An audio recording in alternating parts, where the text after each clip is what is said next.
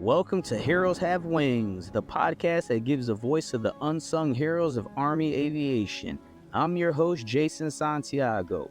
For the Army aviators, crew chiefs, and flight medics who put it all on the line in the heat of battle, this is their opportunity to share untold stories of courage, sacrifice, and unbreakable will. From their beginnings to the battlefield, you hear about their hardships, the moments of doubt, and how they overcame impossible odds to save lives. These warriors didn't just fight for survival, they put others above themselves, embodying the true spirit of heroism and selfless service. Ladies and gentlemen, welcome to Heroes Have Wings.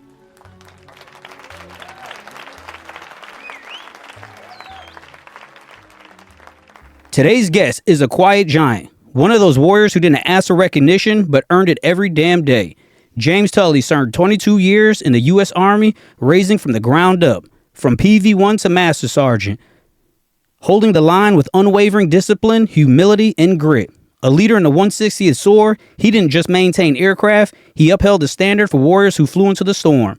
But James is more than a rank or uniform. He's a husband, a father, a man who found strength and structure, and peace in his own silence. He's retiring from the military with the same focus he gave every mission, now stepping into the next chapter as a business owner and aspiring commercial airline pilot. This episode is about loyalty, legacy, and letting life happen without losing your edge. James Tully, welcome to Heroes Have Wings. Well, thanks, Jason. I don't know. Hopefully I can live up to that introduction because that's gave me goosebumps. I appreciate it. I like that. That's the intent about it. Well, you did it. All right, man. Success on on step one. How you doing today? Doing good. Doing good. It's we got through the storms last night and no issues down at the house, so that's perfect. And today's a pretty day. Nice. So we met at the gym. We did. So I just walked up to him and said, "Hey, you fly?" And he's like, "Not helicopters, but I fly planes." I was like, "You know Army?" And that's how we met. We started talking. Hell, you were there to help your wife out, but we were talking for about an hour. She had to come and grab you because we probably been sitting there. She got no idea. Yeah. But I do that to her. Yeah. All right, so let's get it started, man. Quick hits, coffee or energy drinks?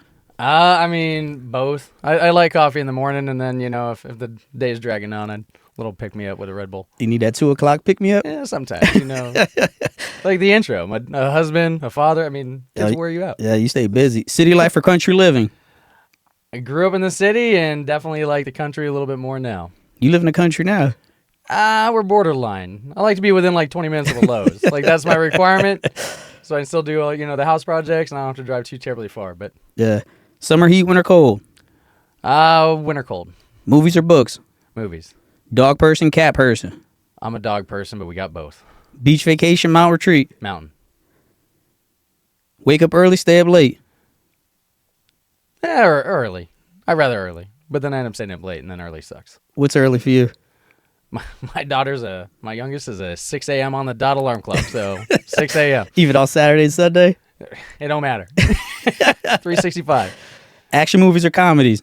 Action movies. Camping or road trip? Camping. Texting or calling? It depends on the person. If I like them, call them. I screen all my calls, man. Yeah, me too, right? You're like, I'm not in the mood for your bullshit. Correct. I'll just send a text. What you know? So I see you're from Phoenix, Arizona. Yes, sir. What was life growing up like? It's desert's hot, but I kind of like Phoenix. Phoenix is one of those things you can plan a barbecue, 12 years in advance, and it's not going to rain. If it does, everybody's happy about it, But it was good. Still got a good close group of friends that that I grew up with that we still touch base, and that type of friendship. You don't talk to them for 3, 4, 5 years, and then you see each other and you pick up right where you left off. Yeah, so. That's like a lot of the Army relationships we have. Yep. You may not see somebody for a decade, and you just pick up and go from there. Like it was yesterday. Yep. What was your family dynamic like? I guess a standard, 1990s family, divorced parents. Yeah, so my mom and dad, they divorced, I think before I was 1 and remarried before I was 2. So, I kind of grew up that way of split households. How was that being in a split household? It sucked. There wasn't, it wasn't the best of times at all, all the time. It's nice, both sides. It's not like it was bad at one house versus the other. It was just, always a fight over who had me for Christmas last year. And so definitely put, it wasn't until I had kids, many years later that holidays became something I enjoyed again type thing. So. Were you the only child? No. So brother on my mom's side, and then stepsister, and then many years later, sister on my dad's side. So you're the only child amongst your mom and dad? Yep. Okay. How was their relationship how was their relationship? I know they split up when you were 1, but how did they co-parent?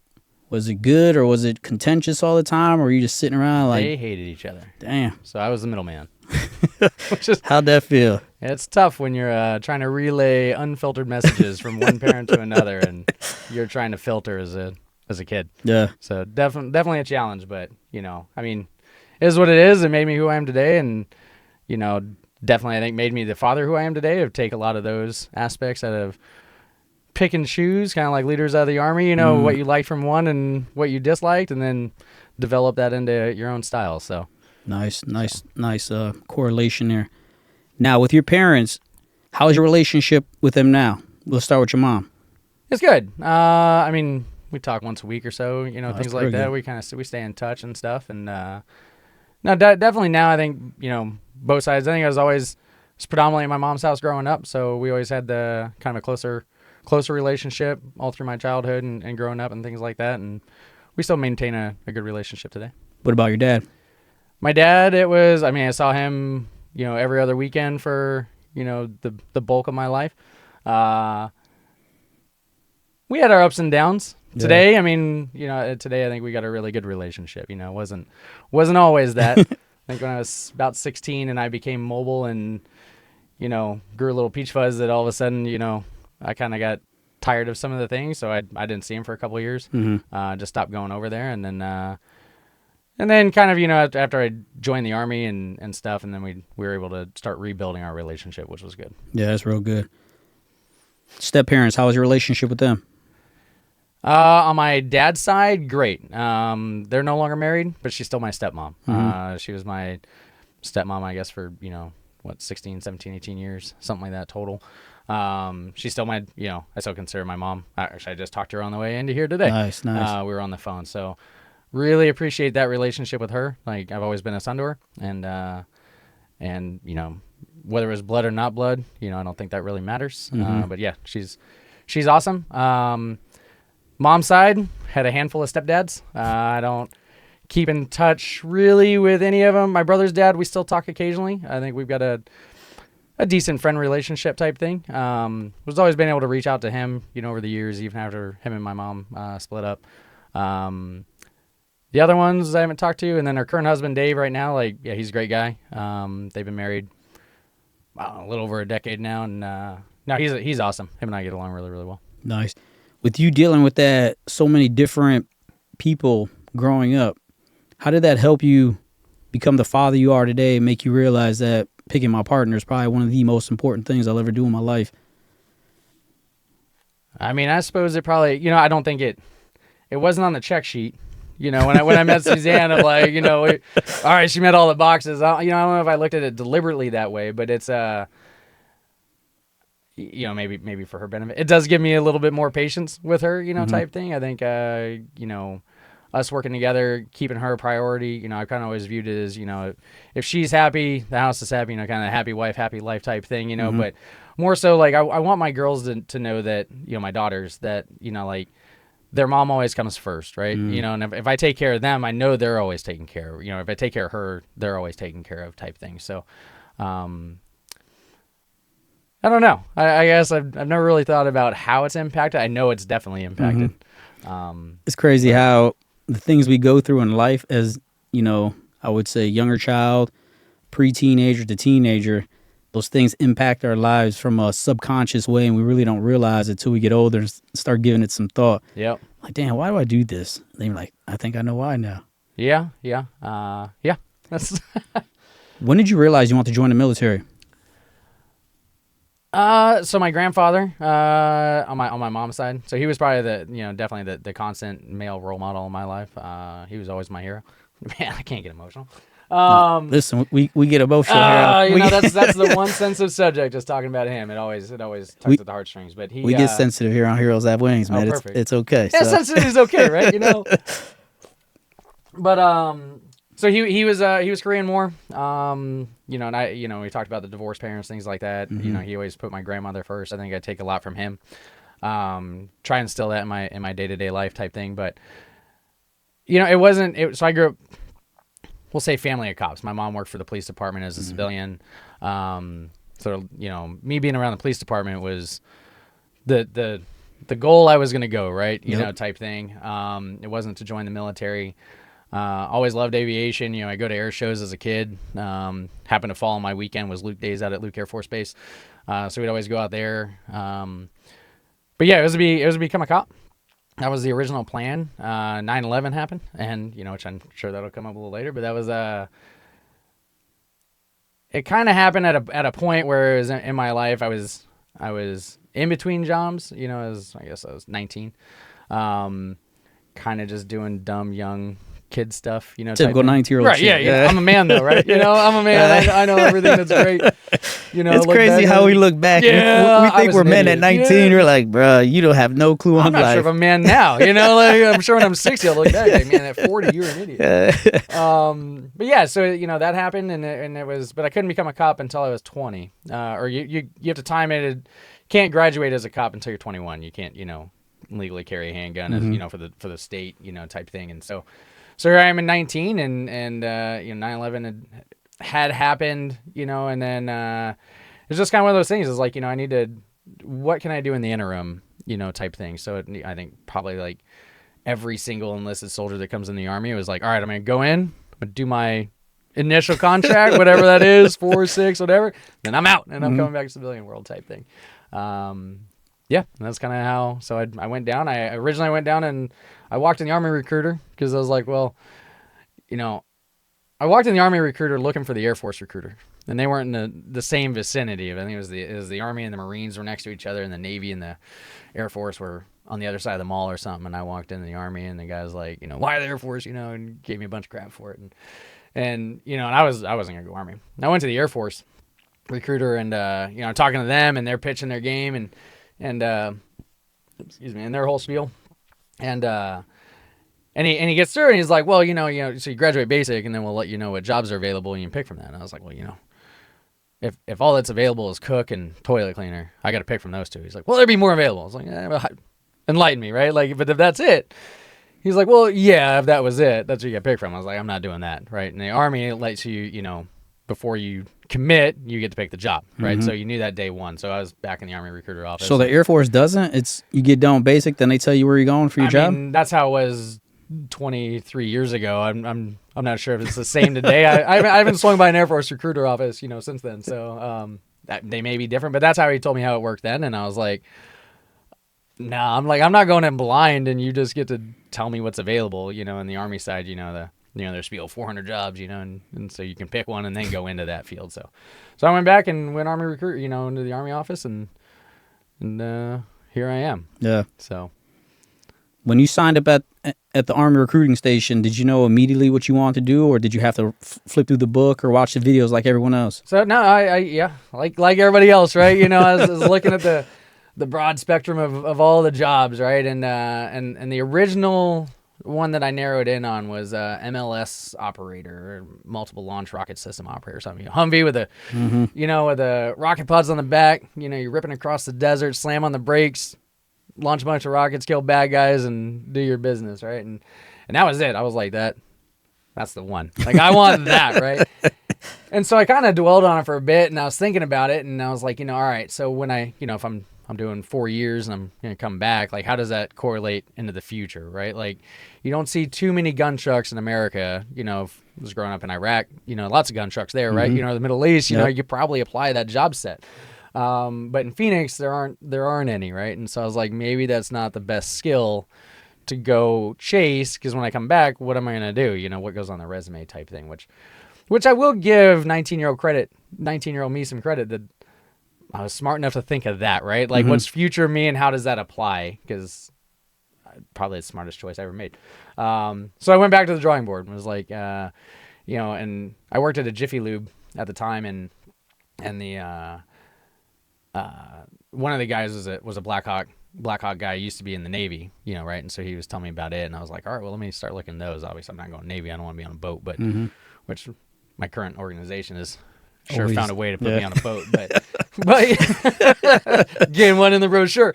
But yeah, so I went and I looked back, and I was looking at, of course, at the time the Apache was pretty cool. It still is. It's a great aircraft. I give them a little credit, but as an enlisted guy, I'm not flying it. It's like I don't want to just watch it leave. And Chinooks are just ugly, and Blackhawks, Black Hawk Down was, I wouldn't say a recent movie, but a well-known movie, back in the early 2000s, and I was like, that's it. Like, I'm gonna go crew Blackhawks. Like, that's the one I want. So they gave you any pushback? They did. They're like, hey, that's not available. We need you to be a Humvee mechanic. And I was like, then I'm not signing. Yeah. And then next is weird, right? Click, click, click. All right, we can get you started, October 1, right? It's funny how they... Yeah, there's a date. All right, backtrack at April 1, you go in the Army and be a Black Hawk guy. I was like, all right, cool. It's funny how they always say, we don't have those spots, but we're in the hangar like, shit, we need more crew chiefs. Right, yeah. Well, I got it. They're trying to meet numbers and put where the low, low population's at. But, yep. So let's backtrack back to high school. Okay. One, how did your parents and your grandfather feel when you told them, hey, I'm going to go join the Army? Well, so I guess it was after high school. But, so, yeah, because I was 19 when I signed. And what year was that, real quick? I came in 2003, so I signed in end of 2002. Okay. So, little over a year after, might have been I think it's like October-ish, 2002. So about a year after 9/11 is when I finally decided to come and join. My grandfather was proud. Mom was understood. I talked to her a little bit about it, right? Prior, like, hey, this is what I'm thinking, and she supported it. At no point was like, no, I don't want you to do it, right? I don't think I told my dad until after I'd signed. That was when I first let him know. I don't recall. Then again, my memory sucks, and I've slept since then. But if we discussed it prior to me signing, but overall, I think it's supportive. Obviously, wars were hot and heavy then, right? That was all that the nation was living at that point. But so I'm sure there was a fear aspect in the back of their mind type thing. But I mean, it wasn't a like, I can't believe you did this type thing. It was good support across the board. Nice. How much did 9/11 and your grandfather being a veteran? How much of those two things played a factor in you joining the military? Probably all the factors. Like, I don't know if I would have joined if 9/11 hadn't happened. And honestly, I don't know if I would have enjoyed it, right? And if 9/11, not that it was a good thing, right? But like, for a lot of us and our current generation, we're all war babies, right? There's very few probably still on active duty today that are not war veterans that that remember the good old days of like, you just came to work but we didn't have money for pencils, type thing, and you brought up a good point. I don't even think I would have stayed in the Army as long as I did if we weren't in a combat situation, because it's like you said, there's only so much camping we could do in the back 40 and playing bullshit Army games. It's kind of, not to fast track from the beginning all the way to the end, but it's kind of one of the drivers of, they'll tell you, when it's time to retire, it's your time. Oh, yeah, definitely. You'll know. And it's kind of my time, right? Whether we're on the verge of another, however, that goes, who knows, but yeah, like once the wars kind of stopped, the purpose, the why, all those things, like, that kind of stopped with it also, Yeah, I was told by I only got maybe one or two buddies left because, like you said, our generation, we're all retiring and we're slowly fading away. But I was told by one of my buddies they're doing a lot of dumb shit now, again, in the Army. Now, you're not in big Army right now, but no. But the big Army guys are starting to do a lot of crazy dumb shit. And I was like, man, good luck with that, brother. You got to fill the white space, right? Yep. And the good idea fairies. I can handle good idea fairies and filling white space when it means I get to eventually go do. Correct. And go apply. But if it's a volunteer fire department that never gets called, type thing, and you're just like, I'm doing it. But, the only building is the firehouse in the entire county. I imagine that might get pretty boring. Like, all right, let's not light this on fire. And it's definitely a different dynamic now. Yeah. And my time is. I can't imagine, because when I first joined, it was peacetime Army. Then 9/11 happened. Sure. And then, so I understand both aspects. And I was the same way.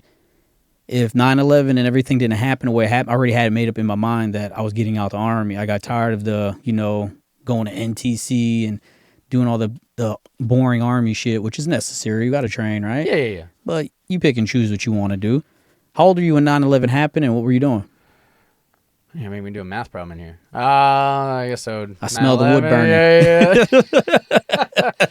So, I guess I was 18, right? So I guess that's 18 years old when it happened. Yep. And then, well, actually, I mean, I think I'd gone out and partied the night before, and so I was at home, and my mom, I distinctly remember I was sleeping in bed. My mom comes busting my bedroom door. We're being attacked.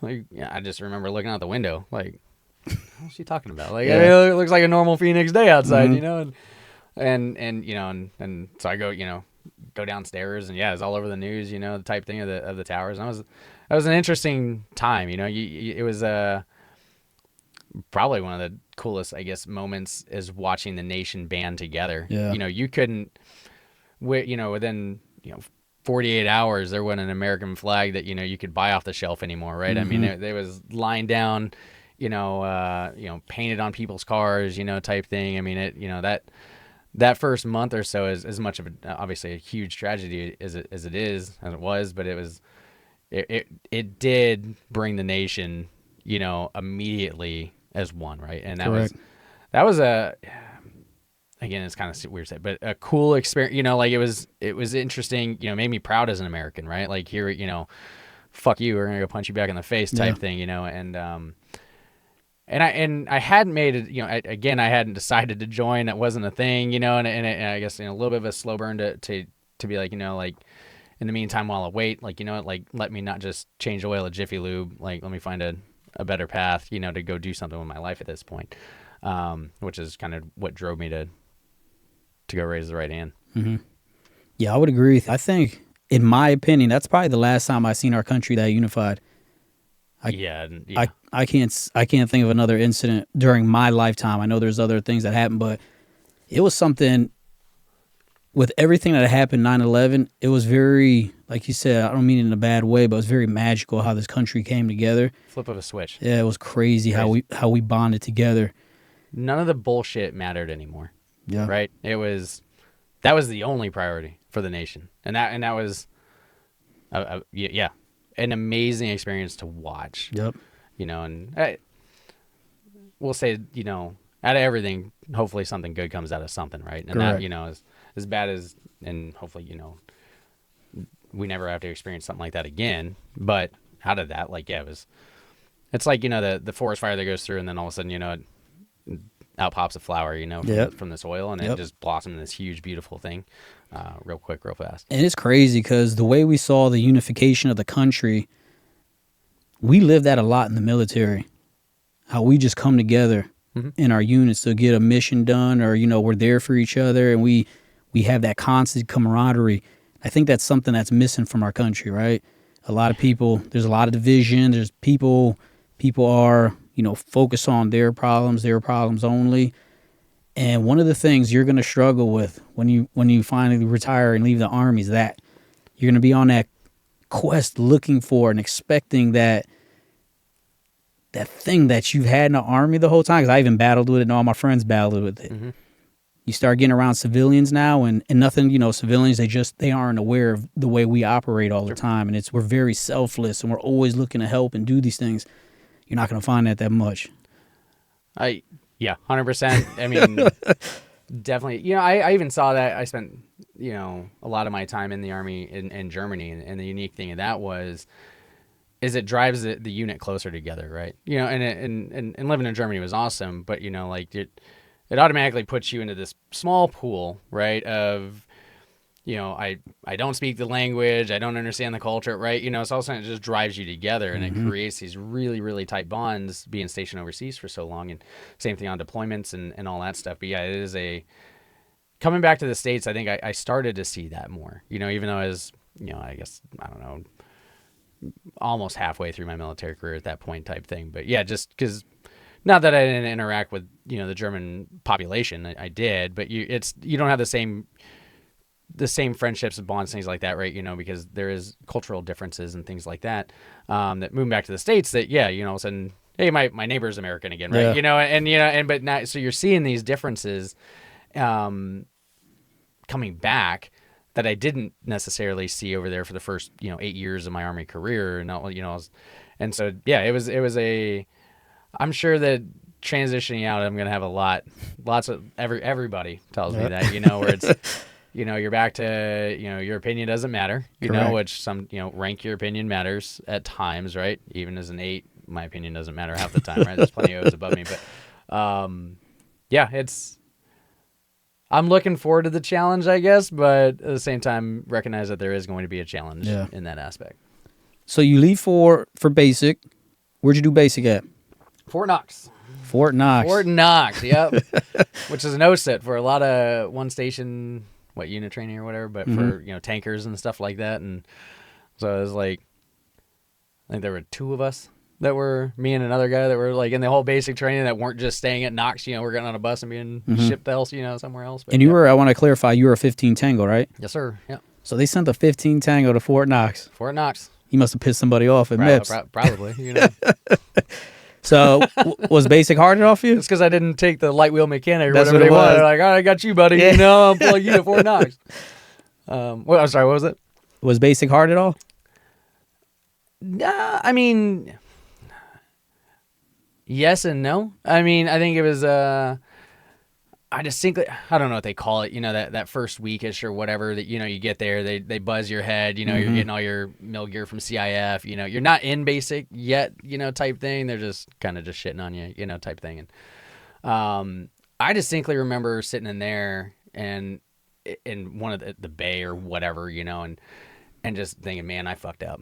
I was like, why of all the things I could, why did I go this route? And, I was like, but there's nothing I can do, right? Like, I mean, we'll say a helpless feeling. Like, I made the choice, right? Here I sit because I did this. And I think it's just kind of like one of those things, like, all right, well, just, like, I'm not going to die, right? Like they're not going to, in theory, let me die here, so just suck it up, do what they want and drive it on, and I mean, I'm sure maybe, like anything, you look back and your brain will block out the bad stuff and you only remember the good things. But I could look back. I think I enjoyed basic, type thing. It was once you realize that there's kind of a reason, although I don't know if that reason really exists, but why they're messing with you or why they're doing whatever they're doing, and you just suck it up and go with it. Where'd you do AIT at? Fort Eustis. How was that?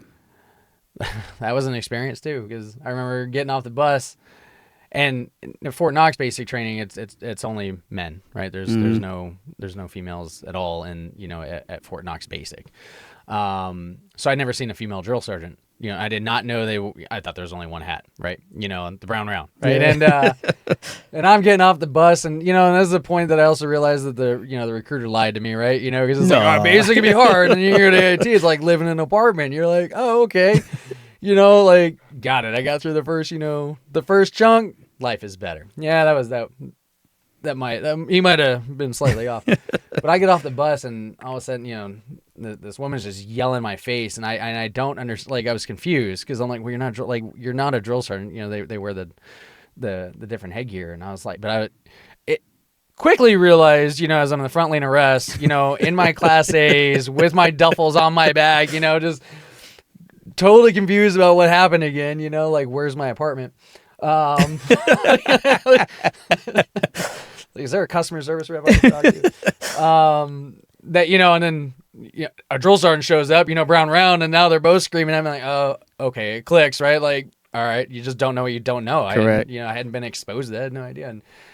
And so yeah, again, kind of like sitting in that bay and basic, we're like, all right, I guess I'll just suck it up, and this isn't what I thought it was going to be, and so yeah, it was, we got through it 4 months of AIT, and and it does change, right? In the beginning, they harass you a lot, type thing, but and it kind of eases up a little bit as you move through the gates of your class and and those items. But yeah, it was definitely that was an experience and a shocker, because I expected something. I painted a whole different picture in my mind. I think the reason they do that to us is because, think about it, throughout your whole 22 years, it never is what you thought it was gonna be. Not once. Now it was the Army will keep you on your toes every time, no matter if you're a PV1 or They will make it worse. They will. Even if you imagine the worst. Even if you smart enough, you're like, I'm gonna paint the worst picture.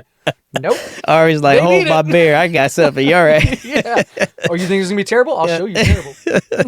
So, did you get any accolades in basic or AIT? Let's see, basic. I don't think so. What was it? I don't think it either one. I'd have to look. All the NCOPD schools minus MLC was all like honor grads or distinguished honor grads or whatever type thing. But I don't think anything out of basic or AIT. That just seems like a blur from a long time ago. That's a while ago. So Yeah. I won't hold that against you. I probably only remember like 2 or 3 specific days out of those months. When did you find out your first duty station? I don't know. It's probably a month or so before graduation or something like that. And it's funny, they kind of lined up like everybody along the wall, and it was like, I don't know how it worked out, but it was like, in your class, like, who's married, who's single, right? Yeah. And I was single going into AIT. I got married in AIT to my ex-wife, but it was funny though, because now I was newly married, and it was like they lined everybody up on the wall. It was like, this side, and they're like, congratulations, you're going to Korea, and you're going to Germany, right, like type thing, and it was, or stateside, and it was like all the single guys are on one side, and they're all going to duty stations you can take a spouse to, right? And then all the married guys was like all lined up, all going to Korea. And I think it was like I'd gotten married the weekend before, right, or something like that. And so like it was like I fell underneath the single pool, and it was just weird because everybody's like, I'm going to Korea, like, but you're married, a single guy, Germany, like. All right, yeah. Again, the Army's got away, right? Got away. They got away. That was my first duty station too, Germany. Germany? Yeah. Where at? I went to Boutigen. Boutigen? It was 101 Cav. Okay. So I went to Hanau first. Yep. From Hanau, I was part of 227th Aviation Support Battalion, I think. Okay. I think that's what it was. I can't remember either. That shit was, we're coming close to, 30 years ago. Yeah, when you say that out loud, it gets real depressing. That shit does get depressing. It was like last year, right? Holy shit. But yeah, so I got there, and for some reason, every time I got to either Germany, Egypt, they always want to send me to the place. You know how they usually have some, like an attachment in the other location? Yep. I was that guy they always sent somewhere else. Out to the dead. Yeah. So I was out in Boutigen with 1-1 Cav. Nice. So I was a tank turret mechanic. Mm-hmm. That's what I did out there. Well, that sounds like fun. Yeah, it was all right. It's Germany. Yeah. Germany's a good time. So you get to Germany. Yep. How was that? And you're married at this time, right? Was married, but she didn't come immediately with, because, I got married in AIT, so I had single orders cut, so now I get to Germany and I got to, go through the nut roll of change and everything. You're the first person I ever met married at AIT. There's plenty of us dumbasses. I'm sure you just need to interview more aviation people, dude. Like, can't be the only dumbass. Just wait, I won't be your last. You're young, you're dumb. Young enough, yeah. It's what we said earlier, right? We think we're grown ups and we know what's really going on, because I made the same mistakes as you made, man. Yeah. And then you realize quickly, like, what in the hell am I doing? Or now that we're in our 40s, you're like, damn, I was really a dumbass back then. Yeah, I was stupid. Yeah. No type of thought process behind this. That's what I'm saying, man. I hope at 60 I look back and I'm like, man, all right, at 40 you made some good choices, right? Not like, damn, you're a dumbass. It was great. So the first unit though, which was weird, right? Like, so I all basic AIT, it's the war, whatever, which the Iraq war officially ended in AIT, but what year was that? That's 03. 03, okay. Yeah, so I graduated October 03. So I don't remember the date that, the war was over, right? And we're like, and now I'm thinking like, shit, like, now I'm not going to go to war. Like, kind of one of the reasons I kind of came into this thing, right? Which, quickly, obviously, the war didn't end. When the war was over, that's when the war really started. Yeah, we found Saddam, the war was over, right? Yeah, and then, yeah. So I get there, and in my first unit, it's a VIP unit, and we're non-deployable, right? Which everybody that, and they told me plenty of times there, like, hey, this unit's going to ruin you for the rest of your Army career, because it is not the Army. And they were, looking back, they were 100% right. Like, we went TDY all the time. I started crewing, I went over to the flight company, February or something. I got there in October, so it's like, 4 months later, I left maintenance, went over to the flight company, did the progression, all that stuff. And even my progression, like, I got signed off R1 day night, and we were going to do my goggle progression. And the flight instructor, we had a detachment also. So I'm in Mannheim. We had to go out to Grafenwehr, where we have one helicopter, and like, hey, we got to go support the crew out there. They're short pilots, whatever, crew chiefs, and they'd pitch to the commander like, well, we'll take James, and we'll knock out during that week. We'll get all of his goggle progression done, right? And so like, okay, so do as I'm told, right? Pack my bag. We go out we drive out there and stuff, and we flew the first night. First night we flew, so I'd never flown, wearing goggles, learn how to adjust, all these things, right? We flew, like 2 hours or something like that, and we land, and then we hit the bars, and it was also weird. We were there so much that we had the unit owned an apartment in base housing, like a 3-bedroom apartment, because we were constantly there. That they found that, hey, that's cheaper than paying for hotels, however they work that, or whatever, but. So we have an apartment there, and 3 bedrooms, 3 of us. And I remember waking up the next day, and I was like, "Oh my god, I'm hungover." Like we partied hard. Sun comes up type thing. and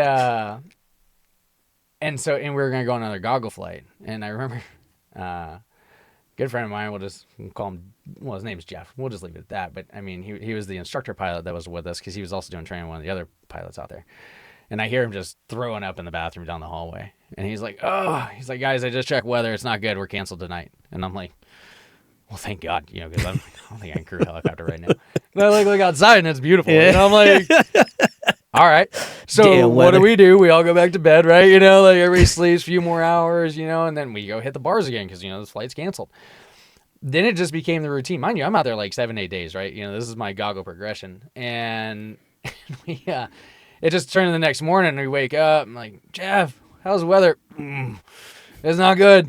Like, okay, back to sleep, right? And it didn't. I don't think it rained once. Probably the most beautiful week in Germany ever was.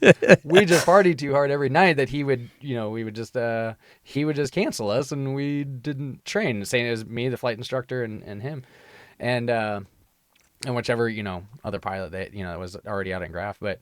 Yeah, so we came back a week later. I flew 2 hours of goggles, and the guy Justin, the flight instructor, was like, "Well, congratulations, man, you're R1 MVGs." And I was like, "Okay," like that was it. Like that was my whole, different time in the Army then, right? Mm-hmm. But he signed me off. I flew once, and then I distinctly remember, the next week I'm on a goggle flight, and I'm like still trying to, how do I focus these things? I have no idea. So now I'm self-taught, how to fly goggles in the back.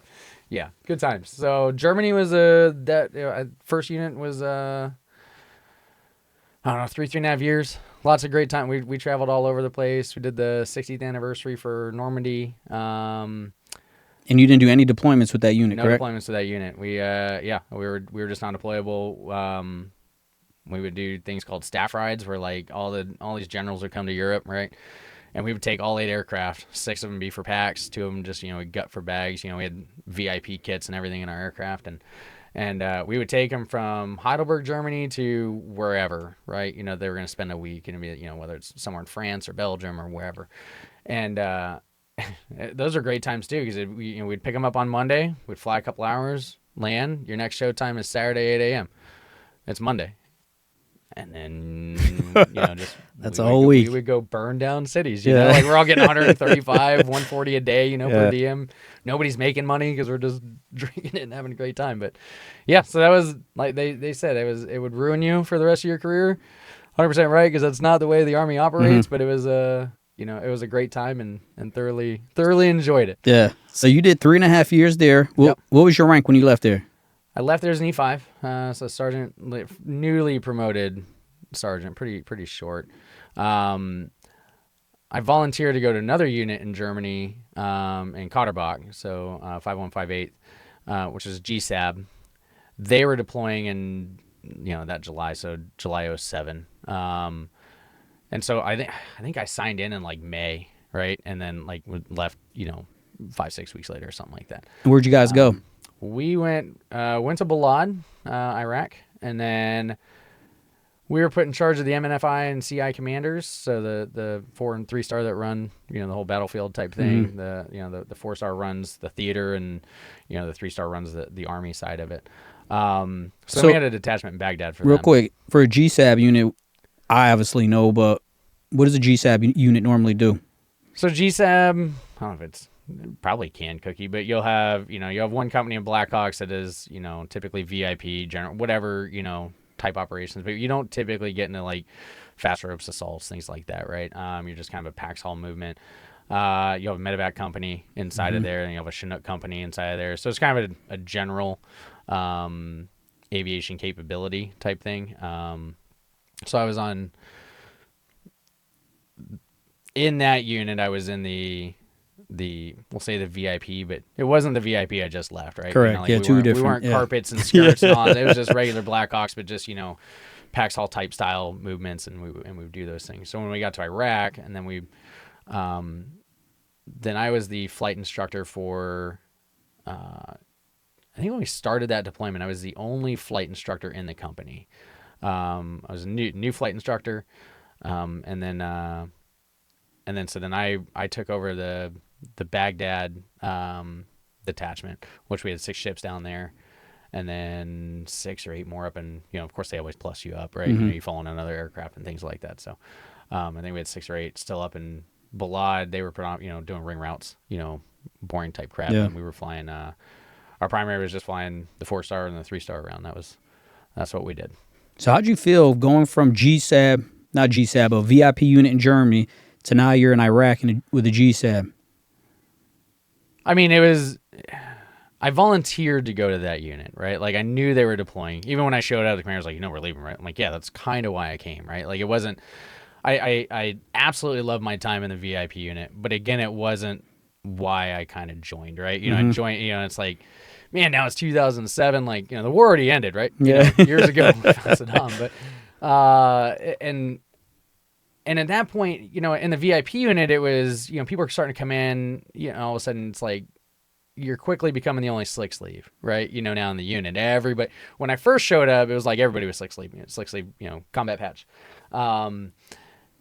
And, as time's going on, people PCSing in, right? Like, oh yeah, I was in there, 03 or 04 or 05, right? It's like, all right, like I got to do something different, right? Like I can't just, obviously I can't just ride this out forever.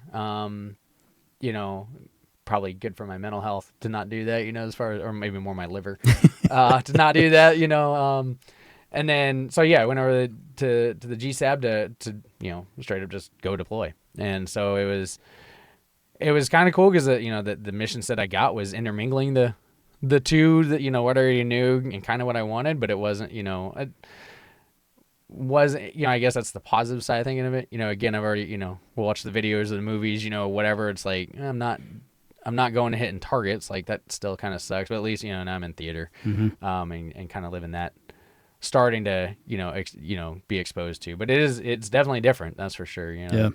They don't care if it's a VIP helicopter or not. They still shoot at you the same way. Correct. What was your most memorable moment in that first deployment?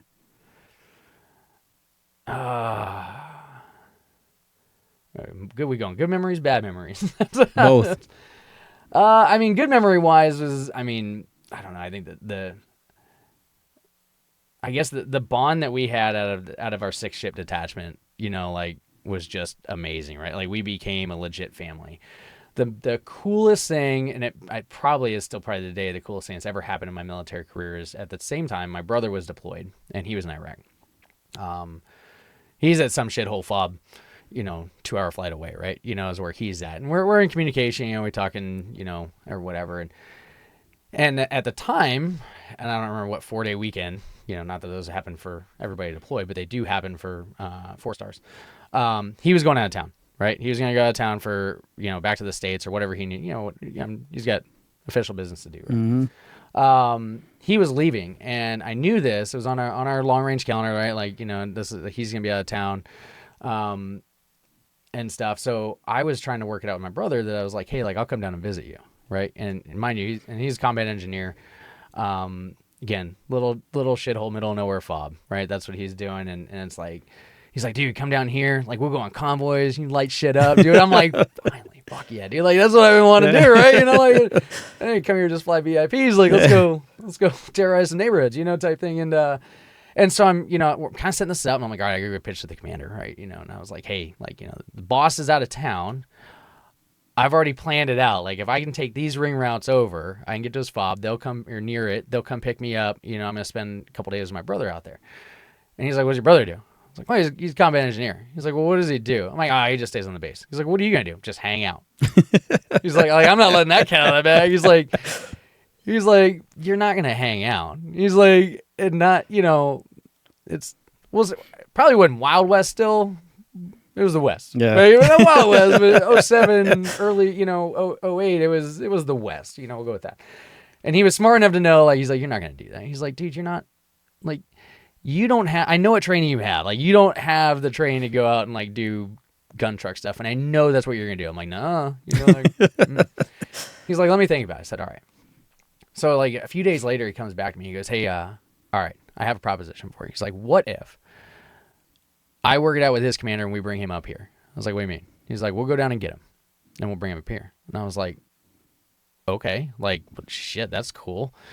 So we work it all out and we now have a mission set. We drop the boss off. We pick him up from his house, fly him over to Baghdad International, you know, a 35-second flight, drop him off, and we immediately go wheels up and we rip down to this fob. And we land, we worked it out. We brought 2 aircraft, load up both aircraft with, you know, 20 whoever people that, you know, that they deemed were worth a joyride. We went and just ripped around the desert, you know, yanking and banking and, you know, doing a bunch of stuff and joyriding, you know, all these guys around. Land back at the fob, kick everybody out, keep my brother on board, fly him to Baghdad, and then he hangs out. So, you know, it's a Friday, and he hangs out Saturday, Sunday with me, and then Monday, before the boss comes back, we fly him back and drop him off. And so that commander, Kyle, the coolest thing. He, like, That is probably cool. very few people as an E5, and my brother's I think he was a 6 at the time. He might have been a 6 or 5. But I had an entire mission set. 2 aircraft fly across the combat zone to go pick up my brother, bring him back, just so he can hang out in Baghdad with us. Damn, that's cool. Like, it was cool. Yeah. Like, we went and got steaks because we could use the general's chef and their, you know, secret squirrel way. We could go get steaks that weren't boiled. We could actually go get real meat, and we could grill them up on our grill, you know, because when they serve them in the defact, they're all boiled first, so it's gray, you know. Like, can I get mine medium gray? Yeah, and it was the coolest experience I got to do. Yeah, that's pretty cool. That is pretty cool that they let you do that. Yeah. Damn. Well, they didn't let me. They gave it to me. I mean, that was That's pretty good. Pretty awesome. That was a time where there's some good leadership out there, man. They did some things to help their people out, and He was terminal. He knew he wasn't staying in. You know, he's captain, which is sometimes one of the best commanders you can get, right? They're not chasing the OER bullet. They're not worried about major, lieutenant, colonel. It's like, dude, I'm getting out. yeah, You know, which I don't think that's why he did it for me, right? But I mean, that guy, phenomenal. Probably, I mean, we'll have good commanders and bad commanders, right? You know, Correct. or just mediocre in the middle, right? And you're very fortunate that on that deployment, my first deployment, that I had a great commander. The first sergeant at the time, not so much, but luckily, you know, he's not the boss; he's just the advisor, right? correct. So, but yeah, so it was really, really cool. Always be super appreciative of that experience. What about bad memories? If you don't have Yeah, any. no, I was thinking about it a little on the drive over today that the bad memory, and I don't know, we won't go like specific wise, but there was a point, and it's weird because R&R was coming up, right? And my R&R was at like the 10-month mark or the 9-month mark of my 15-month. It was a 15-month deployment. And I'm like everybody, right? R&R is finally coming up. You know, it's like this one like little tiny bit of hope on the horizon that you get to go experience, right? As you're kind of living and making the best out of this miserable life. And it was a point that, like, you know, it's coming up. I'm excited, you know, and have plans and all that stuff. And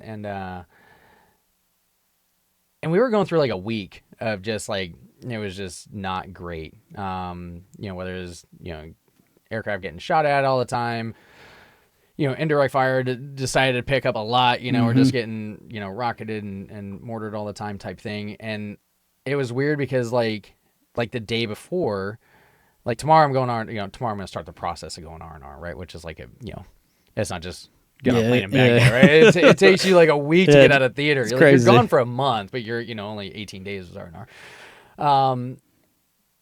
And I was really depressed. Like, I did not want to leave. I felt I felt helpless. Like it was one of those, like, because I wasn't the leader, but I was in a leadership role, you know, a young NCO type thing, you know, and I cared for, you know, our formation and all that stuff. And I was like, and it kept just like, what if something happens while I'm gone? Like, not that I can prevent it, right? You know, but like the idea that like right now we are in a position, right? Like and it all ebbs and flows of, you know, hot times and not hot times. And we were in a hot time, and I'm like, and now I'm going to leave. Like, and I felt,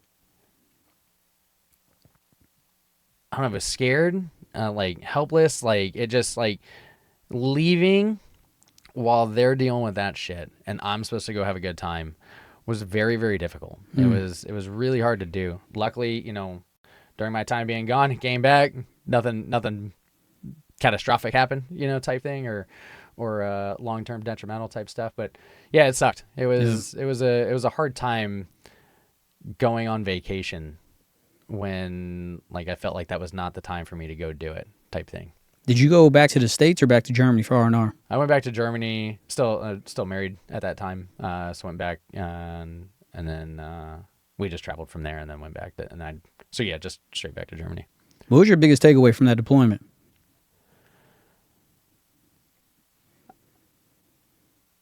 I think the biggest things that I learned was stop caring about the dumb shit. Right? Like it was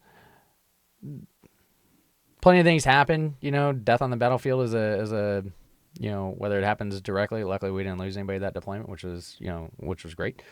But it's still all around type thing, you know, and it's always in the back of your mind, you know, whether it's sirens going off or, you know, some asshole that's, you know, all of a sudden you see muzzle fire coming out of a crowd, you know, and it's like, you know, that helpless feeling because, you know, you can't shoot back, you know, right? Like, because, you know, it's not a sniper rifle on the side of a helicopter, right? You know, you just spray and pray you hit the guy. You know, type thing. You got to walk those rounds in. So, you know, I think it was one of those things that it was just like, it made me stop caring about things that I thought were important, right? You know, the dumb stuff, the drama, you know, those things that really don't matter type thing. And I think that's kind of where, you know, and I want to say it's gotten worse.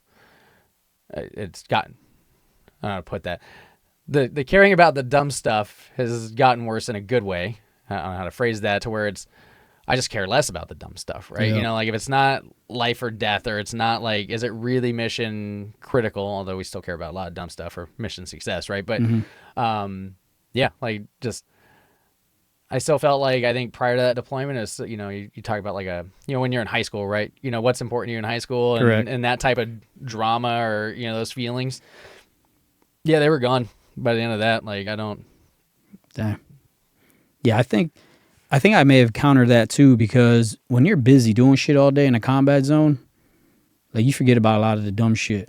Yeah. And the people that care about the dumb shit are the ones not doing the stuff every day. They're the ones usually chilling in the fob and just not, they have that time to, you know, just think about what dumb shit can I have people do all day. And the other people are just like, bruh, that's not even on my radar right now. Yeah, I don't have the bandwidth to care about that right now. I have too many other actual fires to put out. And not the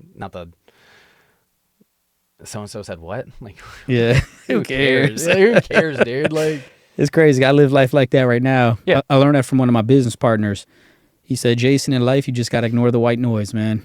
That's a great way to put it, the white noise. He said, just ignore it. Yeah. He said, you ignore it, everything will be good. And I had to learn that when I was a gym owner. I had to learn that because a lot of shit goes on and you feel like, man, you being the owner, you want to worry about this stuff. Yeah. And then he just mentored me and put that on my radar. And once he taught me that, I live life like that now. If that shit is not impacting life, I'm not even worried about it. You get back from Iraq. Yep. Go back to Germany. You still stay in Germany, and for how long? Yeah. So I don't know, we got back, I think, like October-ish. January, I was in PLDC, WLC, I don't know what they call it. I think now, you did that in Germany, or they sent you back to the States? I did that in Germany. That was over in Grafenbeer. That was a month long. I think it was just under the window. You still had to sign the deck statement or whatever. You know, the authorization, like, oh, you just got back, but, you know, hey, we need to send you to 30-day school. Like, all right, cool.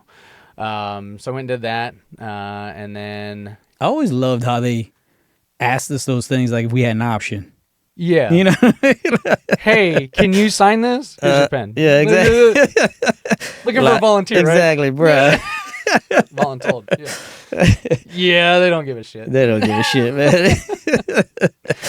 I need you to do me a favor. Can you? Yeah. The answer is yes. That's the answer. So yeah, did that. I went to Rucker for the SI course, standardization instructor course for crew chiefs. Phenomenal school. It's probably one of the best schools I've been to, because it was all just focused on, actual application of what my job is, right? Yep. The NCO schools, while they're great, we'll softly drill it. It's just a lot of extra, right? Like it's Correct. like I don't, like we're a flight company. We don't do organized PT, Correct. And Well, the way I think about it, extended rectangle formation. Like, who gives a shit? there's a lot of bread, but no meat There's no meat in these schools. No. You're just like, bro, what are we doing? It might just be the crust. Yeah. It's the part my girls make me cut off. Like that's where it goes. I guess when I throw the trash can. There's a lot of NCOS schools, but How long was the SI school? that was 5 weeks. I think 5 weeks or something like that. Great time. And also during that whole process is when me and at the time my current wife, we decided we were gonna get a divorce. And so that whole stint was, schools, working through the divorce, starting that, the whole separation process, and then Thanksgiving Day, the following year, we pushed What year to was this? Afghanistan. So this is now 09. 09, okay. 09. So yeah, the rest of the last tail, because I think it was October. It was either October or November. We came back from Iraq of 08, and then now November 09, deploying again. Great motivational speech by my sergeant major at the time. They needed an aircraft out there before we were actually deploying. So it was one of those, you got the Advent party, you got a torch party, all these parties, and we were before all that.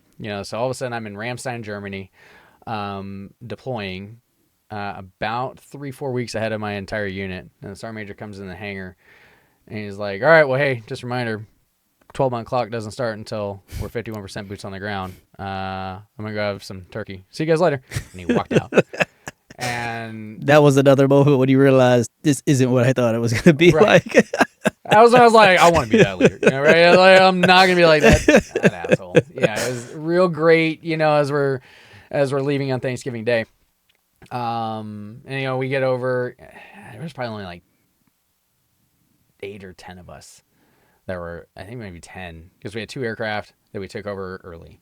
And yeah, and actually, that deployment was it was more of what I thought I was looking for, right? It was more of in the lines of the deployment. We're still in the same unit, but they were sending us to Afghanistan. We land in Kandahar. We go through, the how to find an IED class, real quick, the little tank trail that they've got, walking path, and you got your stick. Like, man, if I'm doing this, like, shit's already hit the fan pretty bad. Like, let me say, sir, that was another thing that they wasted our time with. Oh yeah. I will never forget the day we get to what was that place that we had to go to before we got to Afghanistan, the real cold place, Kazakhstan? Oh, because Manis? Manis. Yeah. We had to do the Humvee rollover training there. Yeah. I'm the only warrant. The warrant officer's like, sir, can you explain to me why we're doing this? Oh, because you have to. I'm like, listen, if we as aviators have to do Humvee rollover training, there's some other shit we need to be worried about. Yeah, I got other concerns, right? like what happened to my helicopter, and are all of us alive? And then I'll worry about the Humvee. But then if it rolls over, like, I think I'll just deal with that, right? Correct. Like, we've already crashed the helicopter. But yeah, that was just, I'm only mentioning that because that's just another example of the dumb shit that didn't make any sense. The bread, right? Yeah. You got a whole aviation unit doing IED course training, and we're doing Humvee rollover training. My whole career as an aviator, not one day, and I'm not even exaggerating, this is 100% correct, not one day did I drive in a Humvee. For me, I'm speaking on my behalf as an aviator. Not one day. Now, when I was an enlisted guy, yes, I drove from southern Iraq all the way to northern Iraq. But as an aviator, not one day of my life did I spend in a Humvee? I think once I went to a flight company, I don't know if I did either. We didn't even have Humvees. We may have had one or two. Right. And That you just occasionally went down there on a Wednesday Yeah. to do motor stables.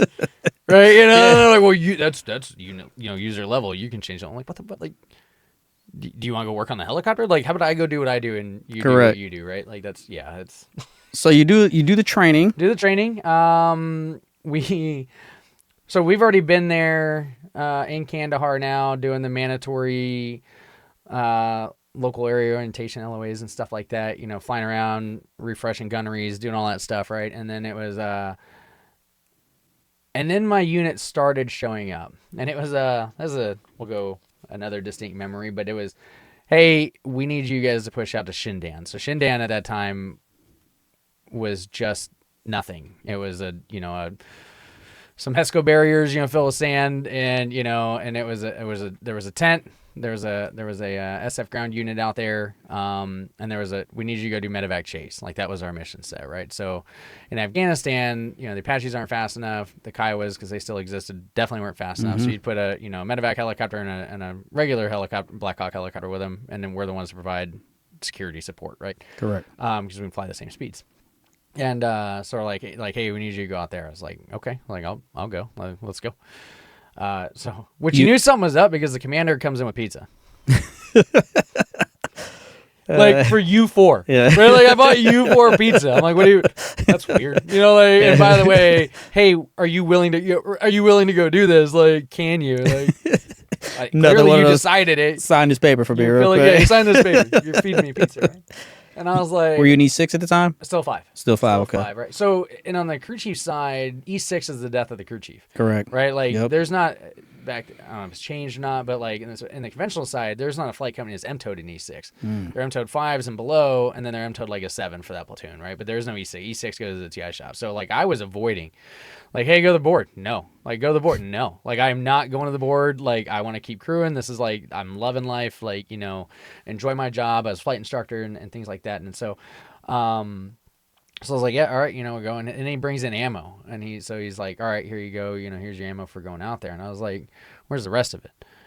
And, I think I was given 2 M9 mags and 2 M4 mags, right? That's all I got. You're going to middle of nowhere, Afghanistan, right? Like, you're just going to be in a HESCO barriered fob. You got a tent.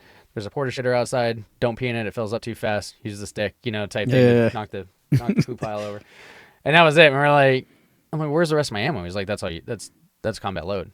And I was like, so one time I've ever gotten, like, I have been to at least one board. I've been to a handful of boards, right? I'm like, that is not a standard combat. Like, you gave me 60 bullets. Like, what is this shit, right? And I only got 2 ammo cans for my 240.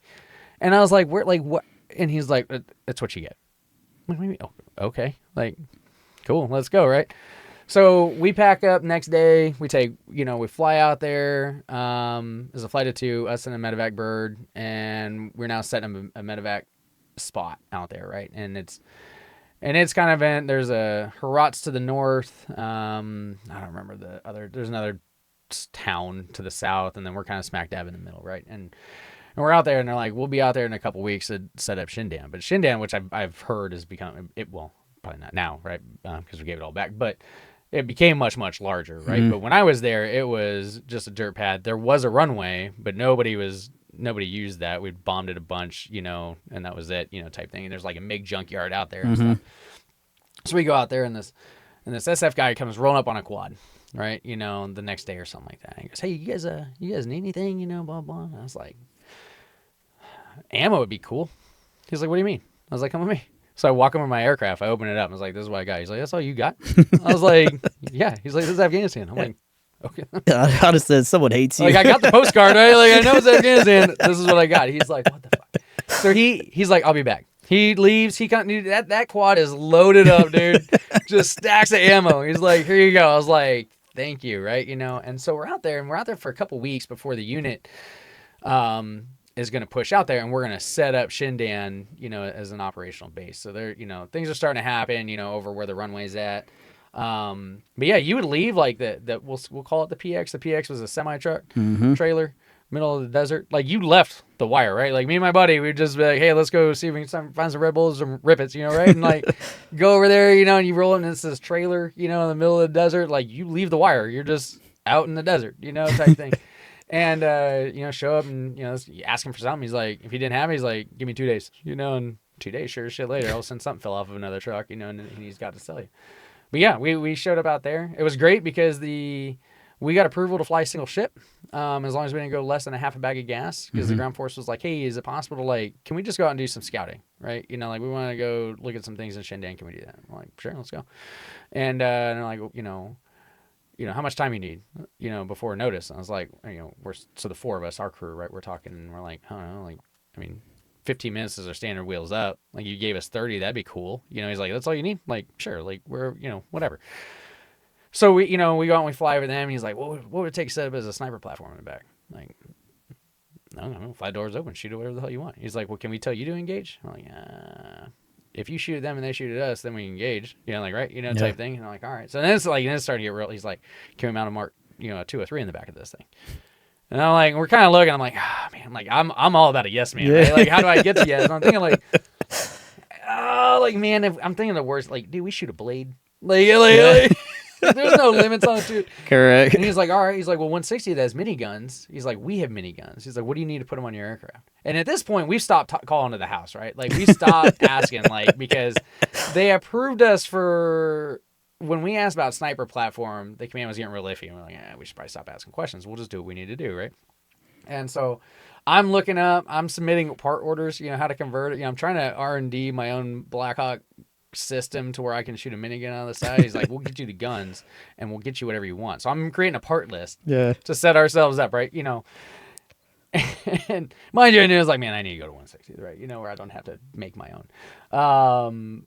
But yeah, so we're out there, and all of a sudden the unit shows up. All the fun stops, for that part. We can't go do, they're like, you're doing what? Like, but yeah, that was a great deployment. Med Chase was one of the coolest missions to be on, in the mindset of like, you're going to support who needs help, right? Like, you could be in the shower or to bathing yourself at a water ball, with a water ball down the aircraft, because we're in Bala McGraw, which was just another middle of nowhere shithole that we would go pull these rotations out of. But like, and then all of a sudden the radio goes off, medevac, and it is from 0 to 1,000%, right? You're sprinting to the aircraft, someone's cranking the APU, you're putting your boots on, you're not even tied, you're just like helmets on. I kind of got a vest, like we're jumping in and we are going, dude. And we have to have that done in 7 minutes, just so everybody knows. I know for when I did medevac, 7 minutes, 7 minute standard. You had to be wheels up. Yep. 7 minutes. For Cat Alphas. Yep. Cat Alpha. And then that was, a lot of. Obviously, you're not going to a good site, and that happens. But Correct. but you're going to someone who needs you, right? Type thing. And they're also hot LZs and things like that. So we're ripping overhead, and while the medevac bird goes in and lands, type thing. We're also then the CASEVAC. So if there's, if it's just one KIA, then, med will land. But if it's like wounded and KIA, we'll both go in, load that way. Yep. And then, and fly back. But yeah, definitely huge adrenaline rush. Huge. With that mission. Like, that shit is crazy. It's crazy. Because there's no planning. Nope. Here's a grid, dude. Go. Like, and on top of that, you're getting all the information that you need en route. So you only on need the fly. Yeah, you only need the first 4 lines. After that, you're asking questions as you're going inbound. Yeah. Then you really don't know. One of the biggest things I found being a medevac pilot was the information I got from the initial call to when I'm now talking to the guys on the ground. 2 different things. Oh, none of us the same. Yeah, so we're sitting here strictly on the fly. I tell people that was probably one of the best things I loved about medevac is you and your crew is working as one machine, and then if you're the AMC, you're still managing the chase aircraft. You're managing everything while getting this information, like real live information. So you're on the spot decisions. That's what I was just gonna say. Dude. You're making decisions like bam, bam, bam, bam. It's no it's all right. We're gonna do this, No this, phone and a friend, that. dude. Yeah. Nope.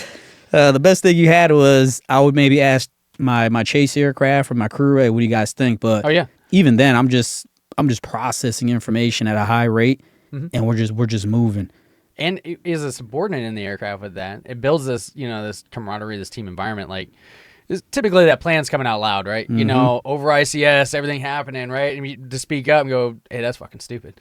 Or like, hey, what about this, right? Like to interject it, right? Like, and to build, which, obviously there's just like anything. There's great commanders, there's great pilots, there's great whatever, and you knew the ones that, that were like, we're just along for the ride type thing. But, for the most part, I'd say 95% of our pilots, is like, it was always a crew mix, right? And it's like, just because I'm saying something, this is the decision we're making. If you got something better, you see something, you just interject it, Correct. and it really, that 4-person node, dude, you can conquer the world. Correct. And without any planning, and just all on the fly. I think it was very important to me, it never mattered what your rank was when we were flying. Like, you may see something that I don't see, and you could potentially save the aircraft. Yeah. So I always created that open environment in my aircraft. But there was always a time, like, if things got too chatty or, too opinionated, sure. I would calm it down. But I realized that a young aviation life, and you can relate to this, you never wanted to be that guy, that PC, that always shot down your crew's ideas, because then it got quiet on you. And when people start getting quiet, that's not a good thing in the aircraft. You're on the verge of not coming back. Correct. You don't want, something bad's gonna happen. Yep. So I always kept that open format, and that was good to see you guys building that bond. I instilled that all the time in my crew chiefs, that if they ever had a pilot that wasn't that way, right? That was kind of my way or the highway, shut the hell up, whatever, and kind of put himself on a pedestal, like. And we had one specific that in that rotation that, my guys are coming to me going like, hey, this guy is, just, he belittles the PI, crew chiefs, you can just shut the hell up, type thing. And we're like, all right, and so like, so it is, and as a flight instructor, you work also in the stands office with the IPs, right? The instructor pilots. So it's like, okay, so this new young buck PC thinks he's shit hot, type thing. Like, all right. So me and the other FI, we put ourselves on the schedule with him. And we went out and intentionally kind of, like, he was smart enough, and that's not to make me sound arrogant, he was smart enough not to mess with us, right? Like, he wasn't an idiot. But we had this young captain, and she was one of our PLs, and she's very, very timid. Great pilot, awesome individual, human being, but just very timid, right? Like, the Army probably wasn't for her, correct, right? But...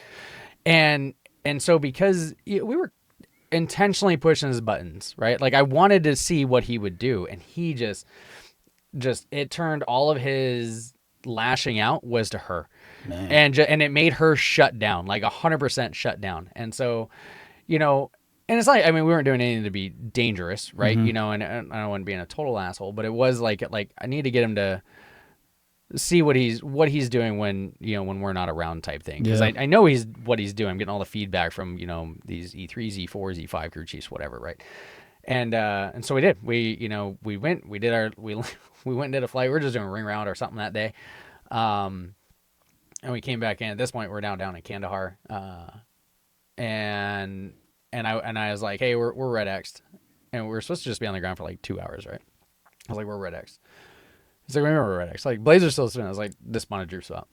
Bushing, right? Which is like the, in the aviation side, there's red X's, right? Which the aircraft's unairworthy. Correct. And there's a whole lot of gray X's. You're like, we can push that. The book says I can't fly, but like, what's it going to happen, right? I was like, that droop swap, I said on pre-flight, but I'm not going to cancel a mission for just something at 24-hour cure time, right? And so, I was like, we're grounded. And me and the other flight instructor, we just walked right in the IP office, right? I was like, hey, I got to talk to you guys. And gave him the whole load. It's like, this is the feedback you've been given. This is what we intentionally did. This is the result. And we even had other pilots coming to us going like, hey, PIs that like, this guy's just, he's put himself on too high of a pedestal. He wasn't a PC after that day. Damn. By the time he got into the talk, they called him in there, and of course the IPs did the right thing. They asked us to leave, right? And totally respect that. And he came out in tears, and I heard him, no, I guess I'm not a PC anymore, like to somebody else. And it's like, and it, if you're gonna let it go to your head as a leader, where nobody else's opinion matters, and you're King Dick, then it's the cockpit especially is not the place for you. Correct. Right? You can go do that, I don't know where else, but somewhere else. And it's not in a crew environment. It's called a crew environment, not a, a dictatorship environment, and you're just there to, push buttons and wiggle sticks type thing, or man the back. So yeah, I agree, man. What was your most memorable moment about that deployment? A lot of memorable deployments. I think one of the ones that stands out the most is where it slowed down. I guess to the point is like, all right, death is imminent, right? Like this is where it ends right here. We landed at a place called Kualinaw to get gas, and this runway is also like the main street in this town, right? And typically, there was a Spanish unit there, small unit that had a FARP, for the refuel aircraft, and it was right next to it, and then next to this runway. And what they would do is they would just throw fuel hoses up and over the wall. They would send out gun trucks on either side, to block off the road, right? And that, which was also the runway. And it was a big runway. Like, you could land probably C-130s there and stuff or whatever, right? It was also a road. And we go in there, we're calling them on the radio, and nobody's answering. Like, this is weird, normally, like, we come in, the gun trucks aren't out. Like, this is weird, whatever, but the fuel hoses are laid out. I'm like, okay. So we just land. We land, like, we need gas, like, right? We land, and it was just I don't know all the specific. I don't know why they weren't out there, like, but it was just really weird. The town was super busy, lots going on, and it just had this weird, environment and feeling going on, right? And I was on the right side of the aircraft, refuel points on the left, and my buddy Dahl, he gets out, he's pumping gas, and I get out, so I'm chalk 2, another chalk 1 up in front. Both us crew chiefs are standing on the right side, just with our M4s stuff, and all of a sudden this guy. There was a control tower there, but never used. This guy comes walking out, and he's got an emitter radio in his hand. Not friendly. We'll go with that, right? He's definitely a local Taliban, whatever he may be, right? But he's dressed in all white, and he's walking towards us. And I was like, man, this is weird. Like, you just, the hairs on the back of your neck are standing up. Like, he's just got this radio in his hand, and he's just beelining right for my bird. And and I was like, I keyed over on the ICS, like, hey, we got to hurry up and get gas. Like, something's not right. And so, I kind of put my hand up, to tell him to stop walking towards us. And he just keeps coming. And I'm like, all right. And out of the corner of my eye, I see this car just ripping down the runway, dude. 4 individuals dressed head to toe in black. And, got their AKs or whatever weapon systems, just kind of not aiming at us, but just sticking in the air, just screaming down the runway at us. And I was like, well, shit, like, here it goes, right? And so I drop on this guy. I'm still telling him to stop, but it's this time that's like from safe to semi, and and I beat down on him, and he stops. And at that same point, the car just like slams on the brakes and slides and turns sideways, and I don't know, they're what feels like 8 feet away, but they're I don't know, probably 30, 40, 50 yards or something like that, right? And everybody's just standing there, and it's like the world froze, right? Like, you didn't hear sounds anymore, nothing happening, and it's just like, and he slowly brings the radio up to his hand, and I got my finger, and I'm like, I know one thing will happen, you're dying, like, that's it, like, that outside of that, like, everybody else is probably dying too, but at least you're not making it, buddy. And he says something on the radio, and the car just lights up the wheels and takes off and goes the other way, and he about faces and walks back, and it was just like the most eerie, just the whole thing probably lasted 5 seconds, but felt like, an eternity, and flipped back over. And by the time I turned around, and my buddy Dahl he's standing out of the nose of the aircraft, and he's just white as a ghost, right? Like, and I was like, are we done getting gas? He's like, hell, let's the fuck out of here, dude. We just back in the aircraft, shock one, and we pull pitch, and we go. And it was just like, it was definitely like, well, this is it. Yeah. Like, this is like, I ain't gonna win the fight. Like, there's no way, But yeah, it was definitely a. How did that instance impact you after that mission? That situation right there, because you're like 1 or 2 seconds away from making a decision that could probably change your life forever. I knew if I pulled the trigger, like, it's gonna go badly. I knew if I don't pull the trigger, it's gonna go badly. Like, right, and it was just like, and I didn't. And I guess I'm thankful that I didn't, like, because it was just like, it's back to the split second decisions, right? Like you don't know what's right or wrong. You're just you hope for the best, right? Yeah. When you make it. But I think it was just I mean, I don't really know what ran through my mind that night. I think I've replayed that moment, definitely then. We debriefed as a crew, type it all up, whatever, and then send it up. But, just, for advisories for other aircraft going in there type thing. But, I don't know. I've always been you have to own everything that you do. Yeah. Or that you don't do, and yeah. Maybe he's still alive today. Who knows? It's Afghanistan, right? Yeah. But hey, hopefully he's living his life. He made, we'll say, right choices. I made right choices. The 4 dudes in the, friendly, I'm sure they just want to sell Girl Scout cookies down there. They're just going to drop those off. I think, it just kind of, I don't know. It again goes back to that white noise. You don't. It was weird after that deployment. We were in Berlin New Year's, I think. Bunch of us, just celebrating New Year's. And we're out, just a bunch of us from the deployment and and their wives. And somebody walks out and is shooting a handgun down the street, right? And we're across the street. It didn't phase any of us. We're just kind of standing there, right? All right, and I was saying, I remember my buddy David's wife asked, you guys just stood there, watch. We weren't aiming at us, right? I don't care about gunfire as long as it's not being directed at me. Once it's directed at me, it's a different story. But it's he's shooting that way, and they're ducked down behind cars, and it was man, that's kind of not probably normal. Yeah. Someone shooting a gun, but they're shooting at me. Yeah. Okay, then I don't care because, gunfire is kind of a normal thing, and so it's weird. What was your biggest takeaway from that deployment?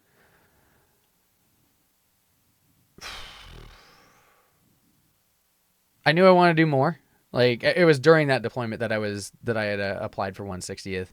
I had friends that had gone. I would have gone sooner as one of those, but I was on my 3-year mandatory contract thing. Not contract, but 3-year orders or whatever. So I couldn't go, and a lot of my other friends left after the first deployment. And so yeah, I knew that I wanted to be better, and so I wanted to work with the best type thing. So that's what maybe then, at the start of that deployment, and then, throughout the whole process and submit the application during that deployment, to go assess and go to Green Platoon and join 160th. And that was, I think it was the previous one, the VIP world. I knew it wasn't, we'll say scratching the itch type thing. I want to go be with the best. So then that's what made me apply and go to them. How'd you find out about 160th? One of my early platoon sergeants, Javier, he was a 160th guy out on his soft appreciation tour. So he'd made 7. Hey, go to conventional, see how good you got it, right? Another sign this paper, and so he was a little bit of Campbell, a long time throwback guy down Savannah, and him and I are good friends, and he was like, you need to go here. Right? This is what you need to do. And so is, I already knew of them. Again, Black Hawk Down, that, famous movie type thing. I knew they existed, but you didn't, but it's a movie mythical thing, right? But yeah, again, so then him and one of his other friends was also out on his soft appreciation tour, who luckily became my platoon sergeant in the second, in my next unit in Germany. So both of them were like, dude, you got to go here. And so yeah, I was like, well, I'll trust the recommendation and give it a shot. So you drop your 160th packet while you're deployed. Yep. By the time that deployment's over, you still E5? Still in E5. I'm sitting on points, not dropping. I wouldn't submit them, dude. I would. You ain't send me a TI shop. How long were you in the Army at this time? So 7, 9, 10. So 7-ish years. I think 7 years. 7 years? Yeah, 7, 8. 7's when I'm making the decision to go there. I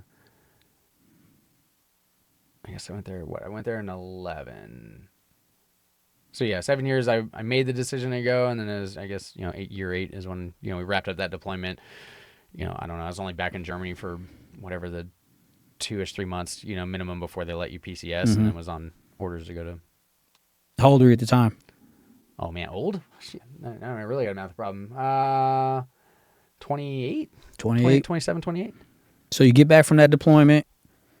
Now, before you went to that deployment we just talked about, how long were you home for? About a year?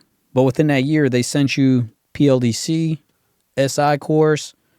NTC. We had to go back to learn how to play war. Hmm.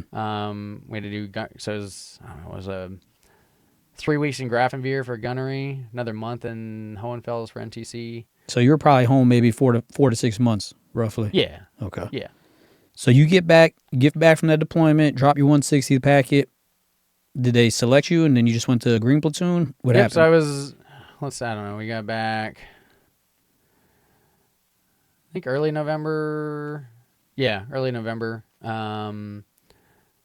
From that deployment in Afghanistan, and then I was PCSing in February. I think within, I want to say it was like April start date for Green Platoon, take leave in between type thing. So I left Germany in February, went to Phoenix for like 45 days, and then loaded up and drove out to Campbell to go to Green Platoon. And you drove from Phoenix to Campbell? Yep. Damn, that's a nice trip right there. Fun there.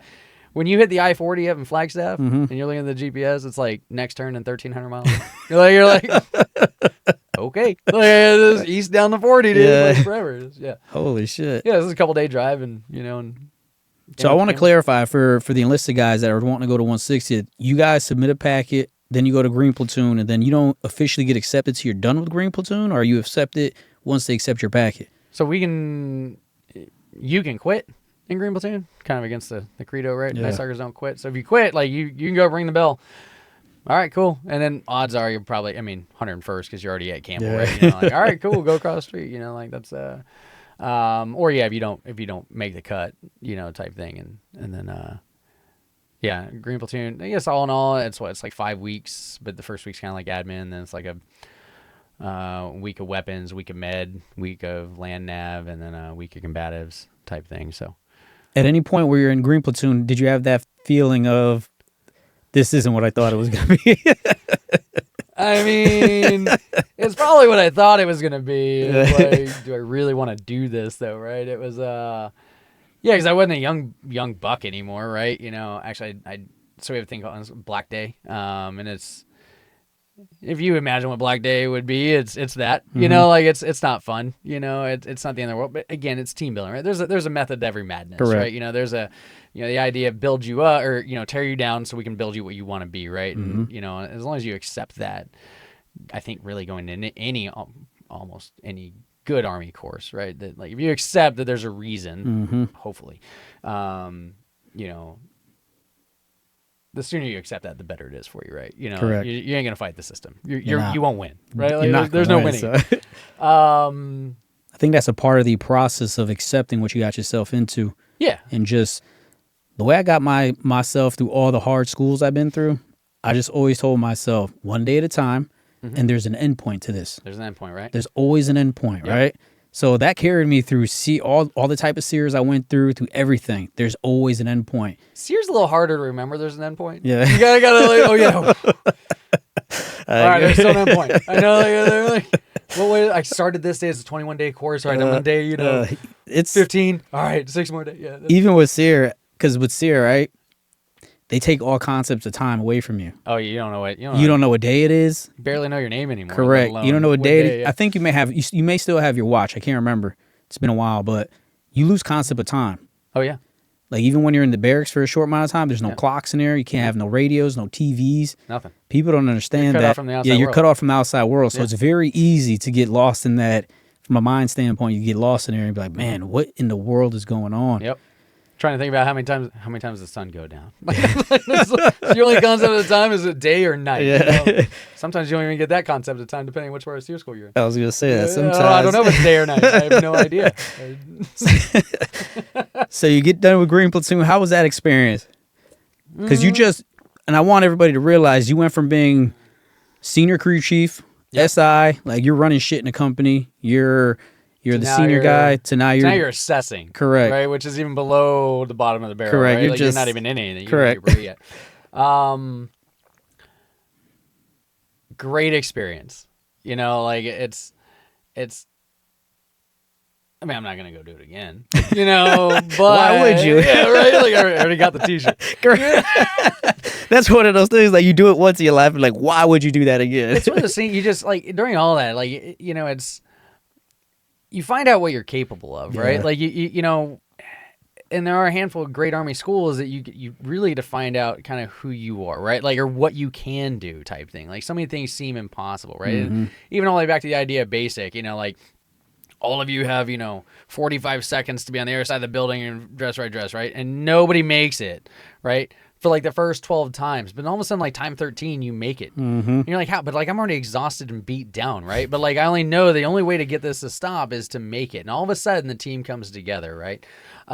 Same thing in Green Platoon. I mean, it's an Army course at the end of the day. If you can pass Army standards, you can pass Green Platoon, right? If you can, you know, just accept you know, like type thing. If you go in with an ego, you go in with, you know, like, you know, at that point, like I had just earned my senior wings, right? So I'm going in there with not like, you know, not as a I'm not a brand new out of AIT graduate anymore, right? Like Yeah, I've got you're a legit dude. I mean, right, yeah, like I mean, and yeah, but it's you know, it is just an acceptance of knowing your role, right? Knowing your place in a food chain, and as long as you can let that ego go, you know, like, and then you can be totally successful. And it's not that you don't bring something to the table. You absolutely do. But there's a time and place for that, right? Yep. And in Green Platoon, I can't bring anything to the table on certain aspects, but I can bring a lot to the table to my team, right? You know, and that's all a lot of it is. It's, you know, team building environment, right? You know, doing, you know, it's the by yourself, you can't tow this Humvee up the hill. But 10 of you can, right? You can if you're not working together. Correct. You know, if you guys don't take steps at the exact same time, you know, if there's 10 different steps being taken, no pun intended, literally, like, you won't move it because at that point, only one of you is pulling the Humvee, even though there's 10 of you on the rope, right? You know, but if you guys work together, you can accomplish anything type of thing. And I think that's really what it goes into that. In 160th especially because we operate in small nodes, right? Like conventional side, you pack up the whole house, the entire house, the sink, the shed, everything in the garage, the storage unit, and all your friends, and you all go, right? 160th, you're one deep, right? Like you take what you need, and that's it. You may, you know, like the Tango world, yeah, there's a handful of you there, right? Because you're crewing helicopters and whatever, right? You're working on helicopters. But, you know, for like our Bravos or our Deltas, like we only got one engine guy out there on a deployment or, you know, or wherever we're at in the world. That's it. So you have to be good and take what you need. There is no backup, right? So yeah, it is a great course. Weapons is probably the most fun, right? You just do a lot of shooting. Yeah, it's great. I think one of those similar to SEER, a lot of special operations. You know, the courses you have to go before you actually get into the organization. I think a lot of those things they put you through are just realizing that you only can get so far by yourself. But when you have a team, you get even further. And through resilience, you guys, we build that camaraderie, right? When we go through that suck together, I mean, I still remember all the people I went through SEER with, right? And I went to other SEERs as well, and I remember those people. But it's just, anytime you're dealing with hard things, I say it time and time again, you never did anything horrible in the Army by yourself. Never. You always had people there with you. Always. And if you're an individual, no matter what it is, you're going to fail. Oh, yeah, the system will take care of itself. Well, somebody, I don't remember, somewhere along the lines was, you know, like, if all you look at is for you, right, then there's only one person looking out for you. But if all you do is look out for your team, say, you know, 5-man team, right, that means there's 4 people looking out for you, right? Like, you know, 2 sets of eyes is better than 1, right? 4 sets of eyes is better than 1, and that's all you can provide yourself, right? So if you go into an environment, whether it doesn't matter the environment, if it is a whether it's a work environment, a home environment, you know, even, you know, you go to mental health type thing, like if you're looking out for just yourself or you're the only one trying to solve the problems, you know, your rate of success is low. Very low. Right? Like you might get lucky once or twice, but you ain't going to be, you know, you ain't batting 1,000 here, right? You know, but the entire team bats 1,000, right? Together, you can, it doesn't matter what it is, you can get it accomplished. How far along in Green Platoon were you in the process that you realized, yeah, this is where I need to be? I made the right decision. After Black Day. If you're thinking about going 160th, you know, Black Day's not that bad.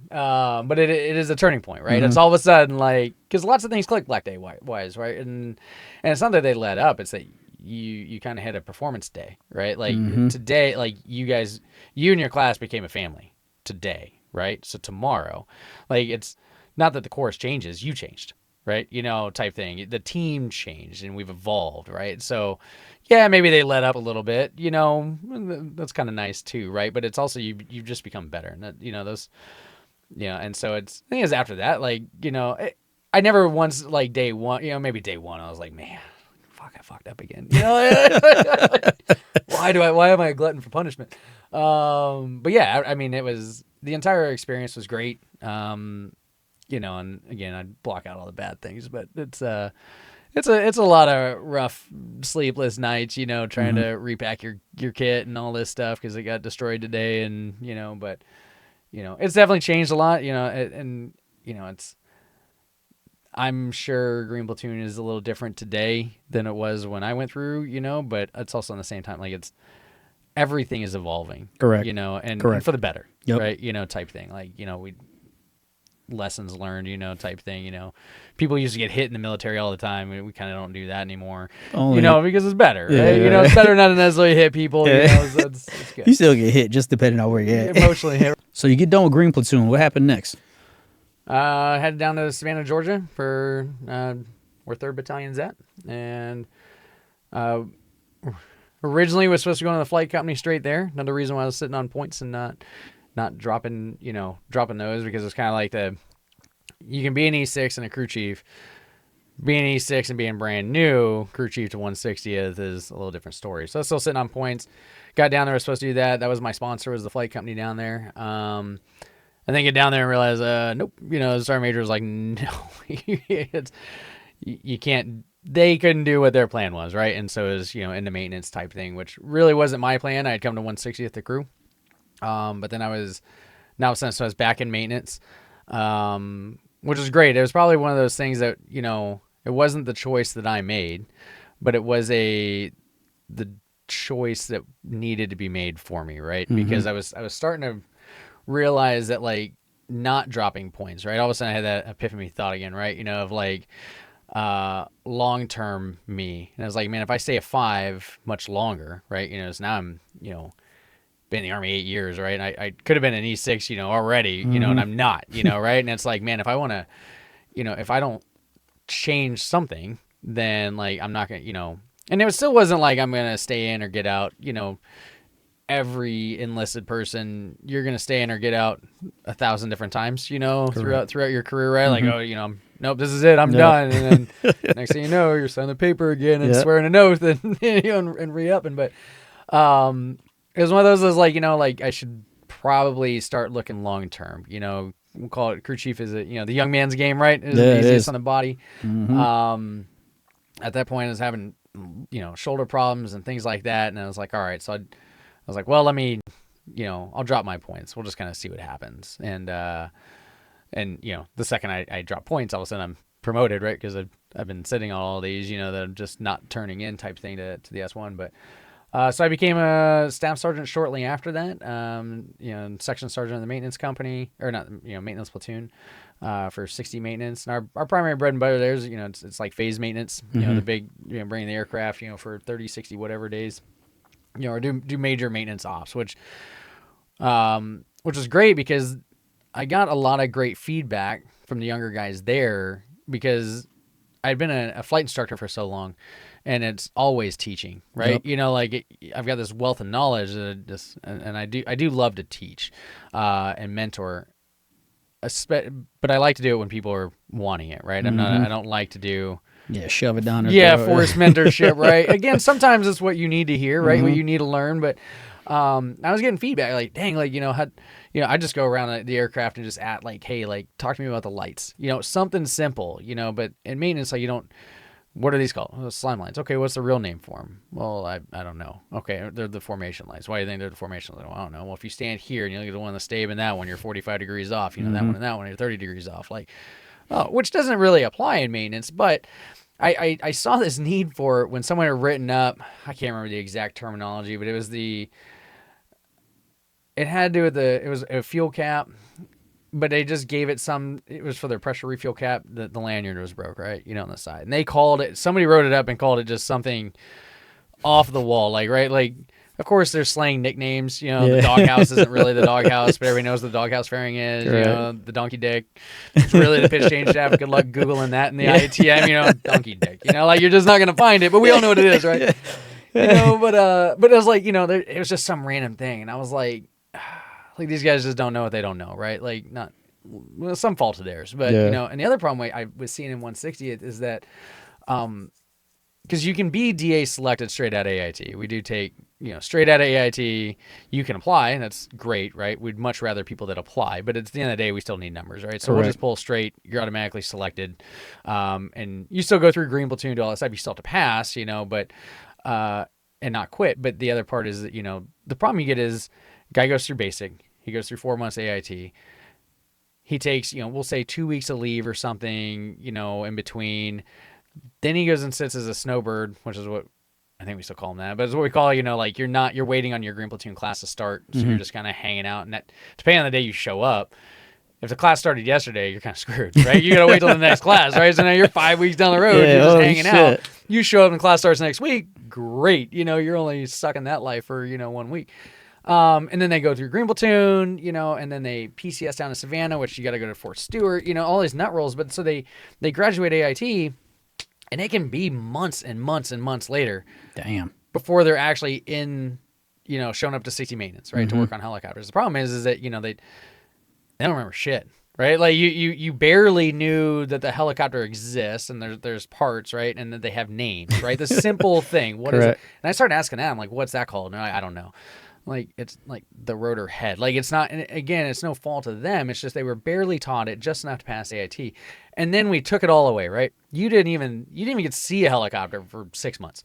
And now I expect you to work on them and pick right back up, right? And that was a huge problem. So, I kind of saw that as this massive weakness and started just grilling them just on nomenclature, right? If you know what the name's called, we can look it up in the book, we can find the parts, we can know how to fix it. But if I don't even know what it's called, the ITM is thousands and thousands of pages, right? It's not just I'll see if I can find the picture. It's extensive. Right? That's just not feasible. So, I saw that, and I have, I had a great training and teaching and mentorship background. So, I was just applying that a lot, which I was getting a lot of great feedback, that from the guy, that we've never been taught this, I was like, well, I'm happy to help, that's awesome. Will you do more? Sure. And I'm teaching systems classes, the maintainers. And I've always been a, strong believer if you understand how the system's supposed to work, then when it doesn't, I can troubleshoot, right? And that's why crew chiefs are typically good troubleshooters over just the maintenance company. Now that they're better, they understand systems because we teach them that. And now they know, if the water stopped flowing, it's not coming out here, I can back it up and go, hey, it's this. But if I don't even know that there was a valve in between, right, I'm at a loss, right? Correct. I can't do anything. So I did that a lot, and it was great. I thoroughly enjoyed it. Being, in the maintenance platoon, became a maintenance section sergeant. I have a 2-part question for you. Did you always know that you were going to Georgia? When you submit the application, you rack and stack the 3 options. Okay. So you got Savannah, Georgia, Fort Campbell, Kentucky, and then JBLM out in Washington, and you just get to number them. They're going to put you where they need you, but they'll try to give you your top choice. And so I'd pick Savannah. Savannah was always your first choice? Savannah was my first choice. And I don't really know. I didn't have I grew up in Phoenix, so it's not like it was close. It wasn't anything that. I think it was just more, I had heard, I was single, right? I'd heard Savannah's got a great nightlife, you know, and things like that. And I was like, that could be a good option to go there, and back to that first platoon sergeant I had, Javier, he spent a ton of time there, which is crazy going down years later. There's still photos of him on the wall. They got the, we'll call them the hero or rock star photos. Everybody's posed in front of a helicopter, and some wherever they're at, and I'm like, there he is, from decade or more, 15, 20 years ago. So it was really, I think that's why I kind of say that's, he spoke highly of it. He's like, you'll love it there, blah, blah. And I was like, all right, so that's kind of what I picked. And then I knew I got Savannah prior to leaving Germany because it was just what was on my orders. It was report to Fort Campbell with follow on, 3rd Battalion. Okay. Did the unit and did the people in charge of you, were they receptive to all your experience? Because once again, you're an SI, you're a senior crew chief now.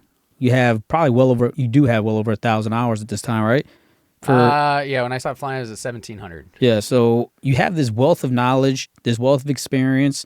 I mean, like you said, you're seeing maintenance on a whole different side because you're actually doing the troubleshooting process and really figuring out why is this broken and fixing it. Mm-hmm. Did they acknowledge that when you showed up, or are they just like, hey, you're the new guy, here's your pack of crayons, go fucking color. When we're ready for you, we'll let you know. We'll say that hazing the Army still existed then, right? And the one motto was, if it wasn't on a black helicopter, it don't mean shit. Right? Okay. So there was a stigma of, I don't care what you did or what you've done, which to me was I can understand somewhat of that. On the other side, like, that's again not the way to run an operation, right? Like, to say that, like, hey, you're yes, a UH-60 versus an MH-60 are two totally different beasts, right? It's like saying, I don't take any race car manufacturer, right? Like NASCAR, like there's a Toyota Camry on the track, and then there's a Toyota Camry that my wife drives. Those are two different cars entirely, right? They both say Camry, on them, but they both have 4 wheels and a steering wheel. There's some similarities. So maybe it's not to that extreme, but it is a big difference, right? But it also, back then, when I showed up, it was the same engines, it's the same rotor head, it's the same. A lot of things are the same. We have a lot of extra shoved into that thing. We've really mastered the concept of, 10 pounds of shit in a 5-pound bag, type thing. I think we've got up to about 25 pounds of shit into that same bag, type thing. But it is, yeah. So it kind of, maybe in a short interim, but it didn't last long, right? Again, and I wasn't pushing back. I wasn't, there was a particular individual that was kind of like, we used to have, you had to wear a PT belt if you were new on the hangar floor. So that way everybody knew, oh, that guy doesn't know. Yeah. Watch him, right? Like, and I refused to do it. Yeah. I was like, and the other guys were like, that were, as E5, but we'll say that, the E4 Mafia, they went and took a PT belt and they stenciled on senior wings onto it, because the one guy who was an E6, right? So rank has his things, but he's an E6 and he's adamant PT belt, where's your PT belt? Come out. I'm like, dude, I don't give a shit. But I was like, fine, I'll play your silly game, right? And so they went and they stenciled, because he didn't have senior wings and I had senior wings. Right? So they stenciled senior wings onto my PT belt, and then they presented it to me. I was out on the floor teaching them and actively engaged and doing a lot of things. He also is kind of known as an office guy. Took a lot to get him on the floor unless he would just come, harass somebody. We later became friends, but he was a little bit of a thorn in my side type thing, so it's kind of would push back to him as an individual. But yeah, no, I think it didn't. I'm very much a believer in the, like, I don't chase things per se, right? Yeah. Like, I don't want to chase a job. I'm not, I'm in your office trying to, hey, can I? Like, if I'm deserving of it and my work ethic is what puts me there, great. And if it doesn't, okay, so be it, right? Then maybe I should have worked harder. And so, yeah, I don't think it took very long. Actually, and then I became a section sergeant, and then he moved on, and then it is what it is. It is what it is, right? Type thing. But how hard was that pill for you to swallow? You showing up, once again, like you said, you left conventional Army. I would say from the crew chief world, you're pretty experienced and you're up there. Now you show up and you're just like, hey, whatever doesn't matter, shut up. Was that a hit to your ego, or you just like going through green between, you're like, hey, whatever, I'm gonna play the game? Play the game. Like, it just, I think being, it sounds weird to say that I'm humble, because it's not only it's almost counterintuitive. Like, I'm a very humble guy, right? Are you? Yeah. About being humble? Really? But yeah, but I don't know. I try to not feel like I have something to prove, right? Like, because you're not the biggest fish in the sea, right? You're not the smartest person. And so if you come in, especially to a brand new organization, and the thing with, not that there's plenty of heroes out in the conventional side. The 160th halls are full of heroes, right? Like legit, straight up, have done incredible badass stuff, heroes, right? And you wouldn't know that though either, right? Like there is no hero plaque on the wall, right? Like, hey, these are our top, 75% guys have done amazing stuff, right? It's also a weird time because I was showing up right as I showed up and 160th had just made the decision. It used to be an all male unit. And they had decided, they finally were like, hey, like, all right, we'll open it up and women can come to 160th, right? But it was strictly all male, I think, for about the first 6 months. It was interesting to watch that dynamic. Because if you want to have dumb drama, make it an all-male unit.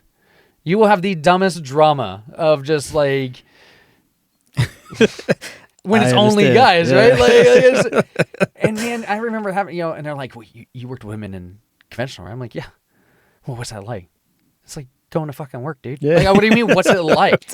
Well, like, what if they can't pull me out of a helicopter? What about your fat ass? Yeah. Like, I mean, like, do you think I can pull your fat ass out of a helicopter? Like, you should lose some weight for my benefit, right?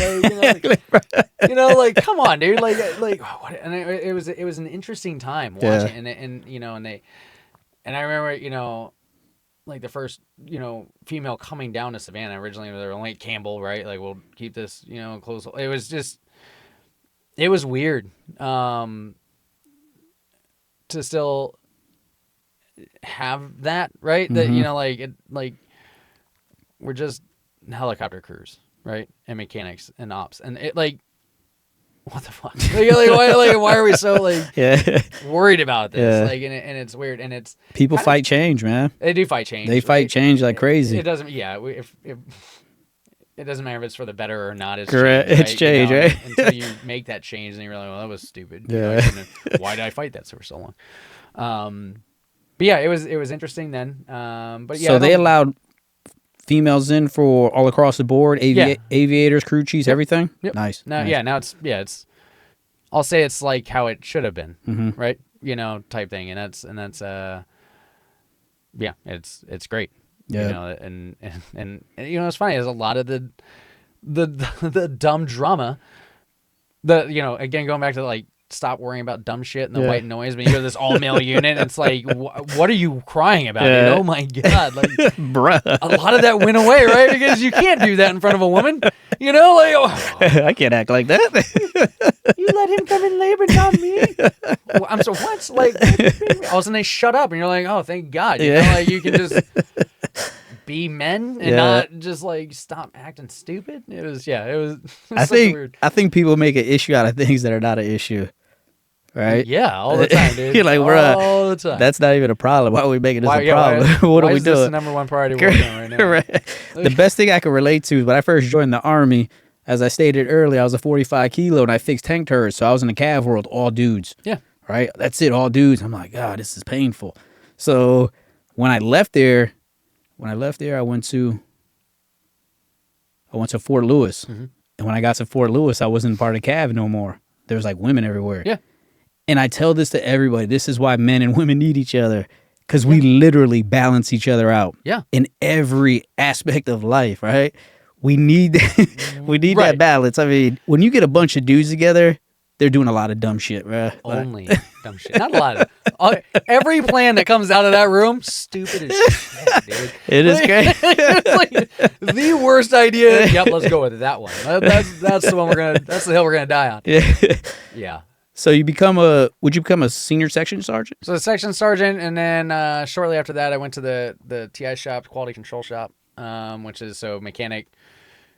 Well, it's crew chief, or someone does maintenance on a helicopter, and they get someone else to come validate their work that they did it right, and then you make the release it for airworthiness. So second set of eyes, right? Safety aspect, and so I went there. Short time after that. Was promoted, and then to E7 class. Yep. Oh, nice. And then what was the gap from E6 to E7? Pretty short. I think pretty short because I'd already had so much time in service type thing. Like then when I submit, like, so It might have been like right at maybe the 3-year minimum. I think it was 36 months at that point or something like that. So how long were you in the Army then? 24 months. I can figure. So my oldest wasn't born yet, and that was 16. So I think I pinned in 16, which makes it 13 years in service. 13 years, nice. Yep. Is that math right? I don't know if that math's right. Yeah, maybe. Yeah. I think 13 is about right. So yeah, then took over. So then I was just in charge of the quality control shop. And that was great. That was kind of nice because I went from like, it was weird going to the TI shop because you went from like being as an NCO that you're, at that point I've been an NCO for so long. And in the TI shop, you're not responsible for anybody. Like it's an office, typically E6s. Again, back to kind of that conventional side, right? It's the death of the crew chief is making 6. You go to a TI shop. But yeah, it was like you're not in charge of anybody. You can still go out and mentor and teach, but like your day to day, like it's just you, and then you have your boss, the shop NCOIC or platoon sergeant, whatever, right? Like that was it. Like there was no, so that was kind of nice, kind of weird too, like, but nobody's calling me because so and so is late for formation or did X or did what, right? All the other dumb, not Army related crap that we have to deal with. Yeah. So it's kind of a nice little bit of break. But then when I was promoted, I was now just in charge of these, 7. There's an 8-man shop to include me. So, 7-man shop or 7 E5s and 6s, which was great. It was weird because we like to put our youngest E7 in charge of the QC shop. And they do that when you look at the methodology of like, they don't have E3s, E4s, E2s, right, to worry about, right? They call it, the maintenance platoon is, the E8 maker, right? You got a 35, 40-man section type thing, that you're responsible for, right? It's more similar to company size. To where, the TI shop, the problem with that is you are the airworthiness authority, like, right? Like everything is coming to you, and you're like, some serious, like, right? Like it is, and you get real good at like, well, you should get real good at the idea of like phone a friend, right? Like let me, like, it's a lot riding on your shoulders, right? Like, hey, is this airworthy, not airworthy? Like need you to make a decision, and you're weighing these, decisions based on, especially as a TI shop. Again, like I said, we deployed your one man deep, right? So you're the only TI on a deployment or a trip, whatever. And real world missions are happening. So now you have an E6 going to a task force commander, and a majority of our company commanders in 160th are all majors, right? So they've already been commanders as captains. Now they come to 160th. Now they're majors, right? And so a lot of them are senior-ish type, right? And then you have these, now you can have an E5 or an E6, right? And as the TI going to this major, the task force commander, at times like colonel, and going, hey, like, we're 3 to make 3 on aircraft, but this one's broke, and and I know we need 3 to make 3, but you can't have it. Like that is a huge responsibility, right? Like, and to train those individuals to be able to stand up to commanders and flight leads, and like literally the mission is riding in your decision, right? Like we need these 3 aircraft to go do X, and now you're telling me that it's broken, I can't have it. Like, and back to kind of that idea, like, is it really broke?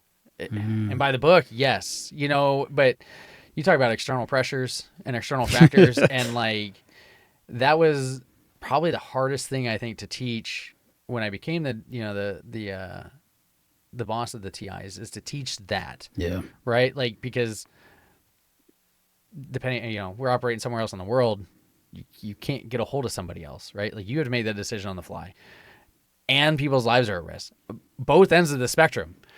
Either the end of the mission side spectrum, someone's life is at risk, and maybe we're, facilitating the black Uber ride to go take that life, or rescue, whatever it may be, or the safety of the crew, and like to be able to strong arm that, and to, it's a huge amount of stress, and a huge responsibility for those individuals to take on, and very hard to teach. How did you get your people to deal with that? And how did you deal with that? Because that is a lot. Backing their decision.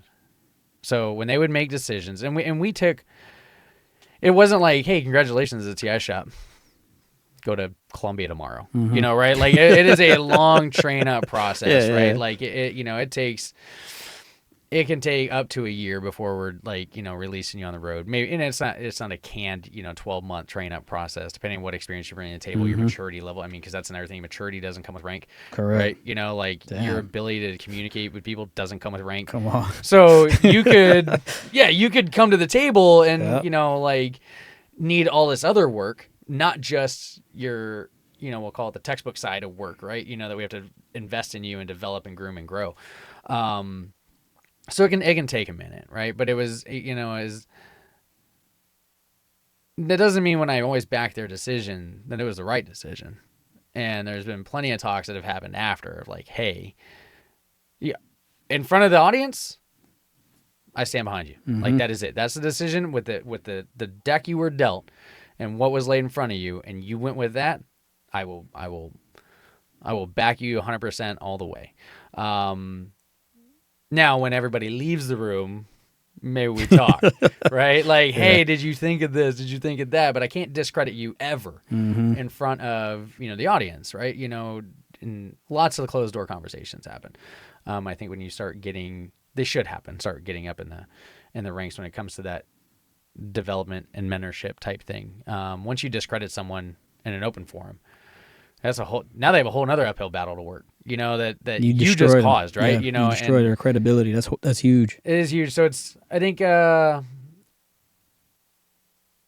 just saying that, but demonstrating all the time, that like afterwards, it's after that conversation and everybody leaves and you're like, what the fuck, dude? Like, what is the matter? Like, but it builds the trust, right? Like, oh, I see it now. I see where I should have gone that fork in the road, not this fork. But, but I'm back to this one. Maybe I can help. We can nudge us and get back over, right? But, it's just building a trust and rapport. That doesn't come overnight. But it can come, when you bring the new TI in, right? And if you're doing a good job, it doesn't take as long to build that because the other people are, hey, Dad's got you type thing, right?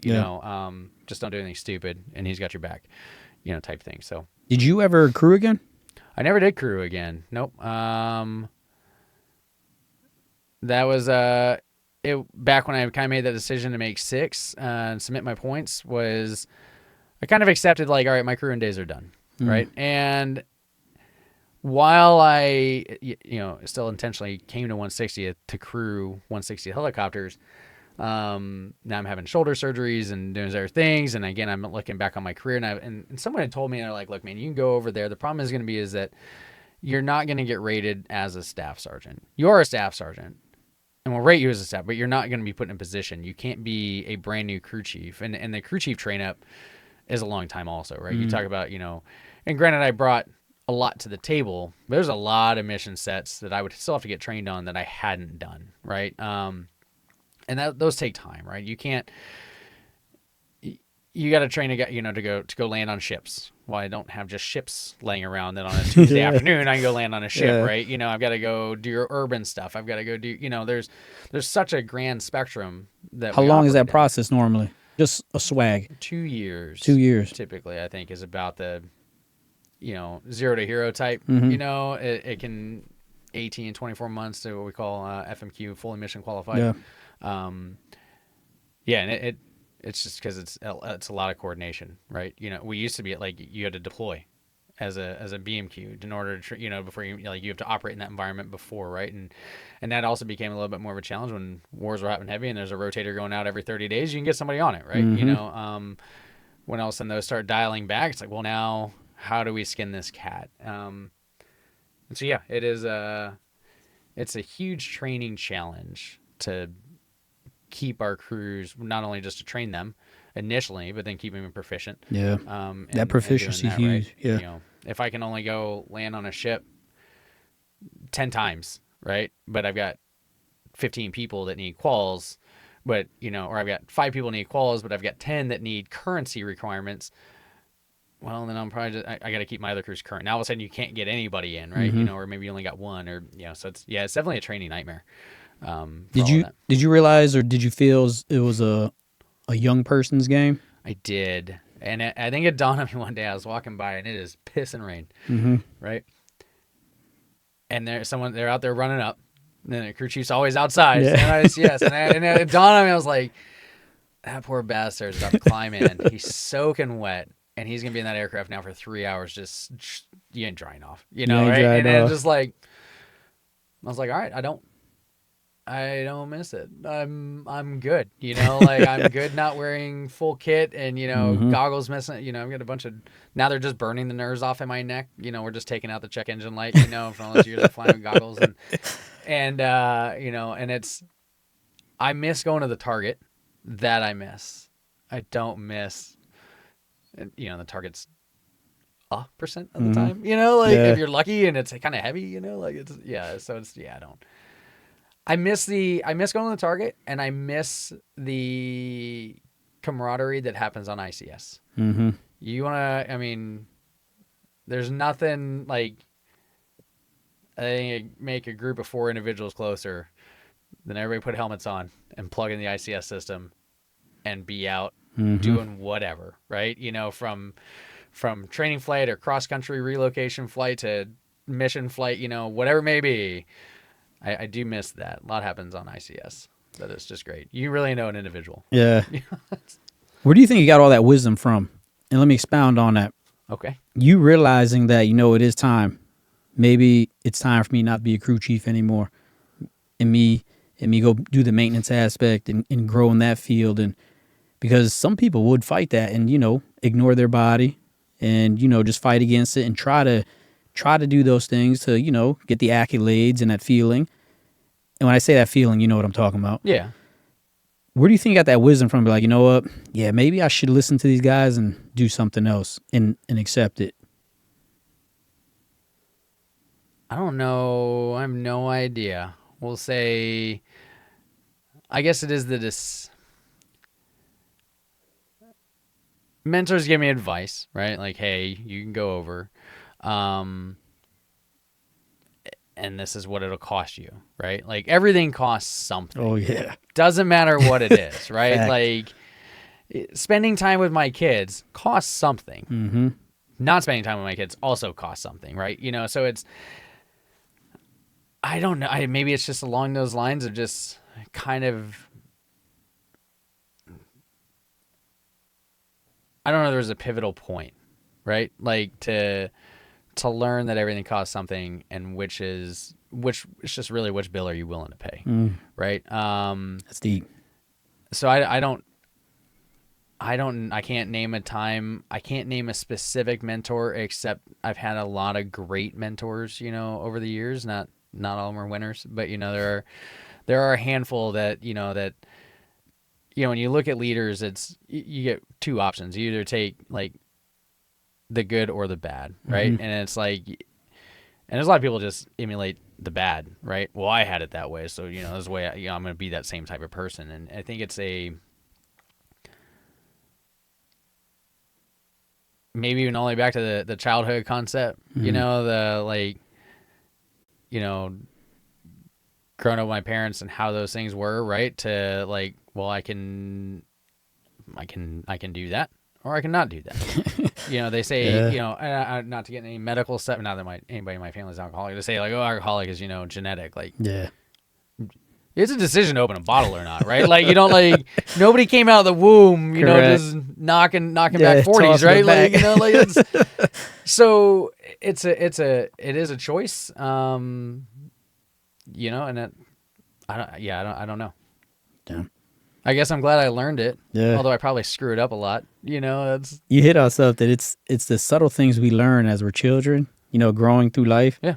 And you start reverting back to your subconscious of like, you're making these decisions not even aware that you probably were making them before you even did them, Yeah, I think it's, when you sent me like the pre-questionnaire thing, one of the things was like, what's your biggest regret? And like, I don't have any real, there's things that I would do, sure, differently. But again, like if I could turn back a clock to this day and instead of picking red, pick blue, Yeah. right? Like, but then I wouldn't be where I'm at right now. Like Yep. that whole, I think it's, everybody makes mistakes. Everybody makes choices, own them. If it was a bad choice, make a better one next time, type thing. But don't, try not to dwell on it. Don't forget about it, because otherwise you don't improve, right? If you just wash that one under the rug, never happened. Guess what I'm doing next Tuesday, right? Like same shit. Yeah, no, I think it's an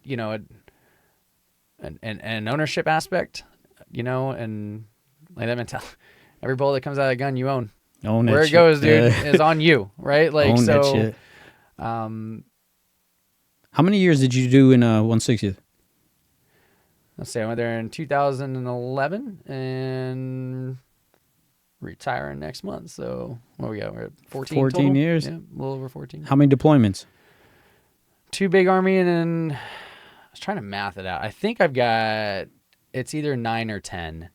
And ours are different. They're not 15-monthers. They're, you can do a 30, 45, 60-day rotations type thing.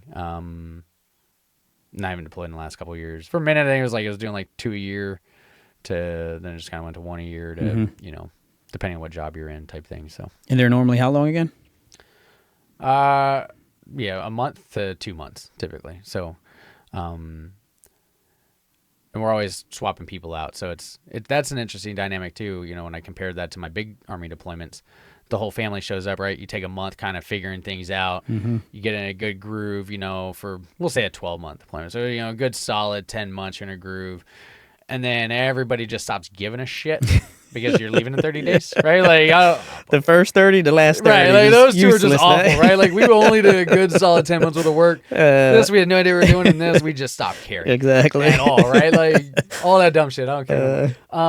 It's interesting because at first deployments, it's like you go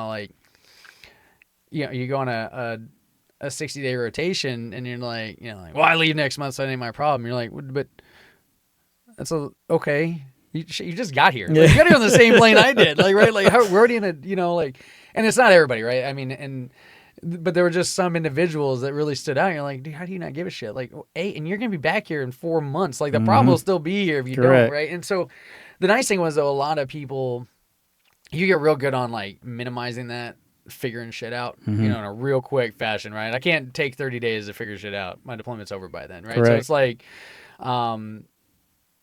the entire team is very fluid, aggressive, as far when I say aggressive, like making shit happen, right? Yeah. Like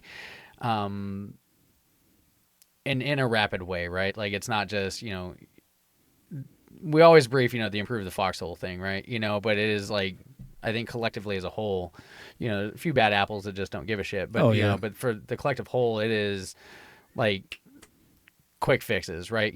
What do we need to do? What do you need that I can provide to get, to the end game? And it is a really, really good team environment. And as I moved up and I was just operating as like the C, we'll say, we call him the C, just senior enlisted advisor. You're feeling really like the Sergeant Major role, but you're an E8, type thing on your small little task force or command group. And like now you're just you quickly roll into this, like, I got a guy, right? Like you're just the belly button to push, and then I can make phone calls and I can get shit done, and where it's emails or help facilitate, to get the team to be successful, right? And so, I don't do anything as the, in that role as the C. I'm there to get whatever I got to do so they can be successful in what they need to get done, right? And so, and I found a lot of joy in that, right? Like I don't accomplish anything.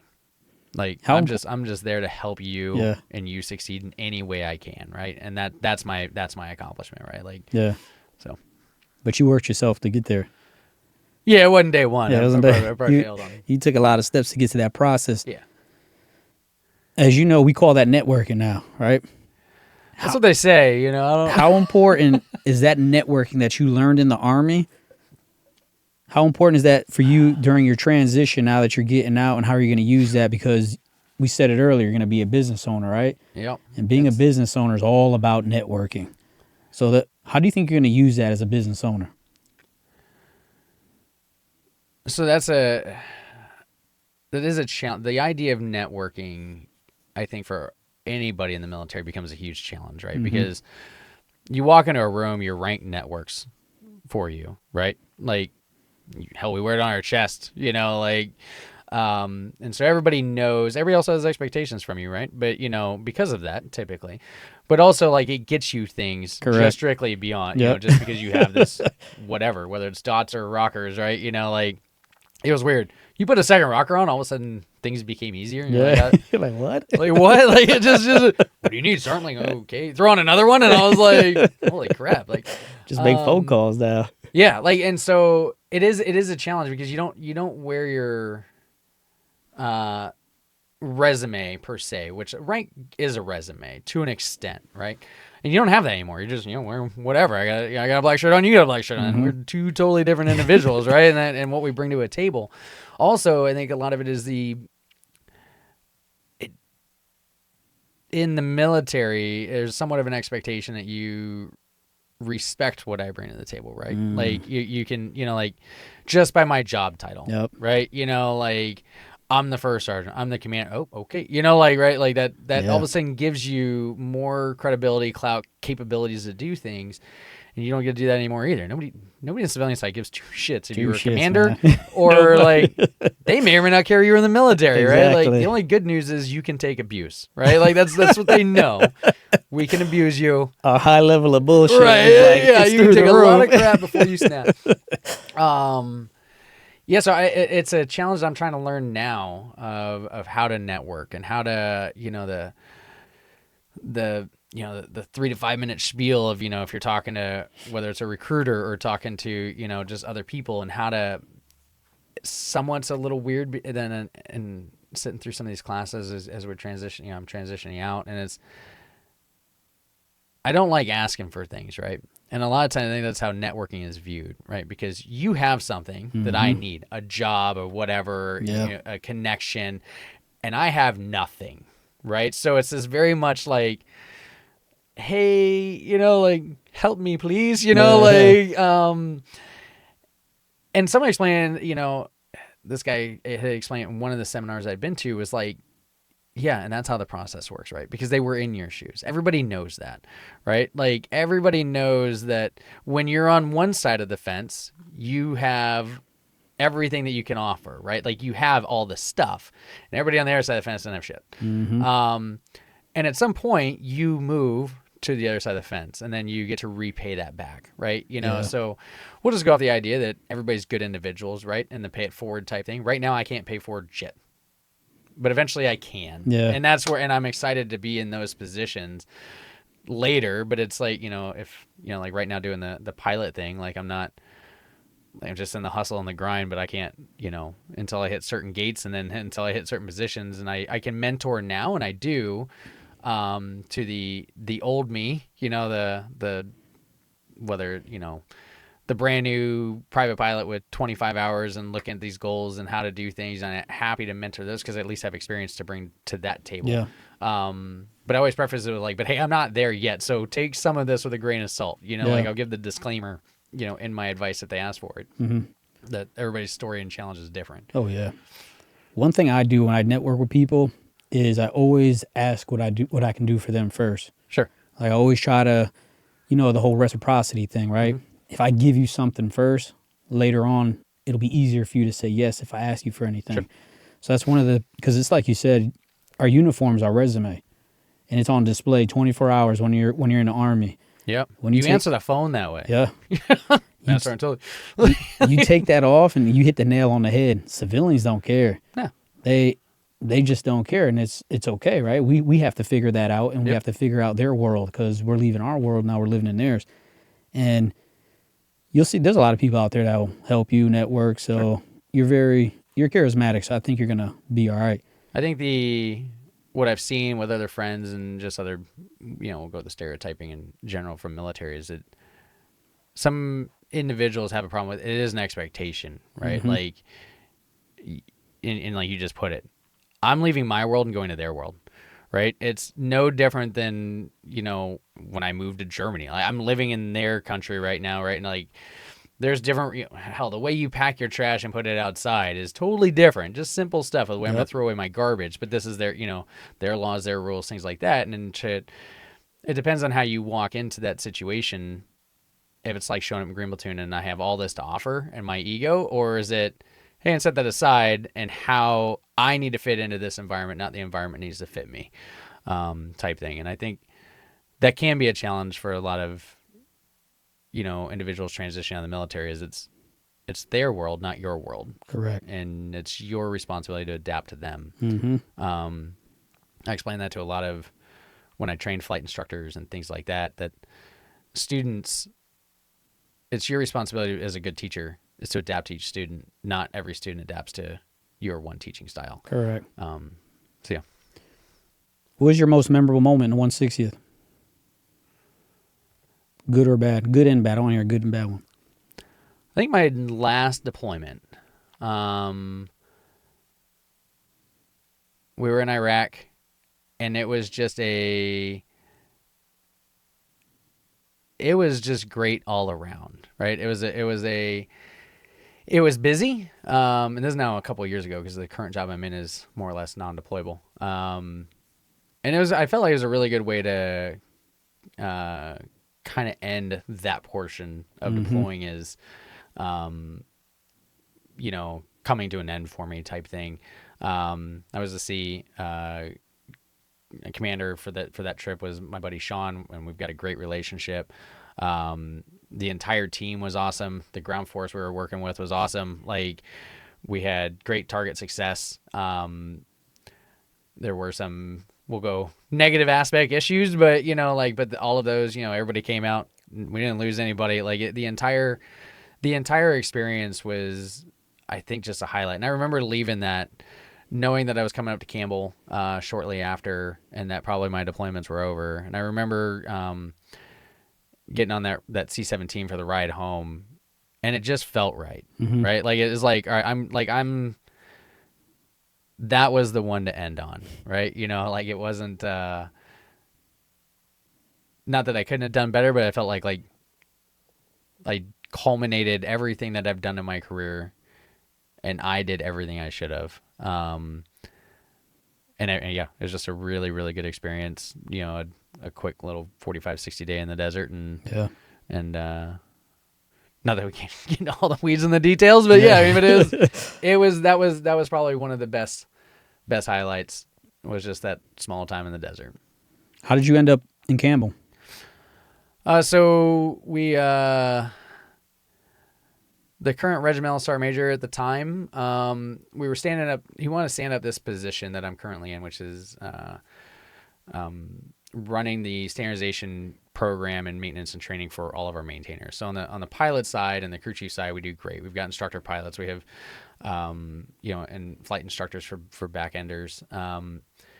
And then all of that is in one central office. Also, we've got that for the regiment, and that, so everybody, a pilot from 4th Battalion can meet with another pilot from 3rd Battalion, with backenders from 2nd Battalion, and from Campbell, and everybody operates the same way. The problem we were finding is that even though maintenance wise, we use a book, right? It's the same book, but the way we interpret, the way we train, the way we, some of the nuances, and we were finding that we were, from the East Coast to the middle to the West Coast, they were getting a lot of nuances and differences the way things are being done. So they want to stamp this program, stamp this office. Our friend Bob was going to be the regiment maintenance test pilot in the OIC of the office, 2-man office. And then it was more or less nominated that I was the right guy for the job. I had just spent 4 years running the production control office down in Savannah, which was managing our 26 helicopters down there.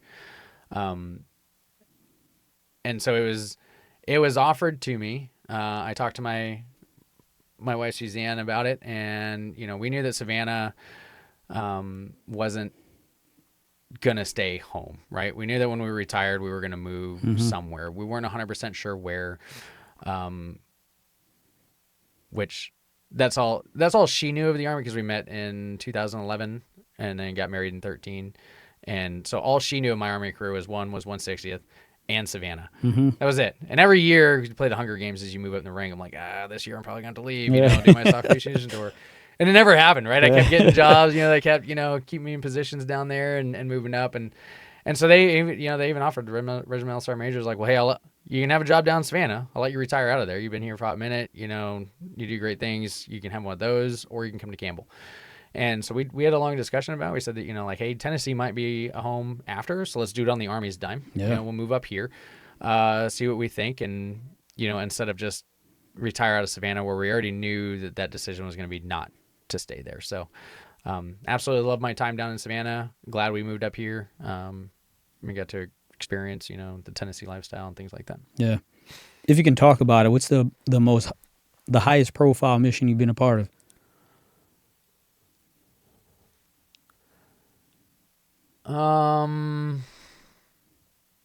Highest profile.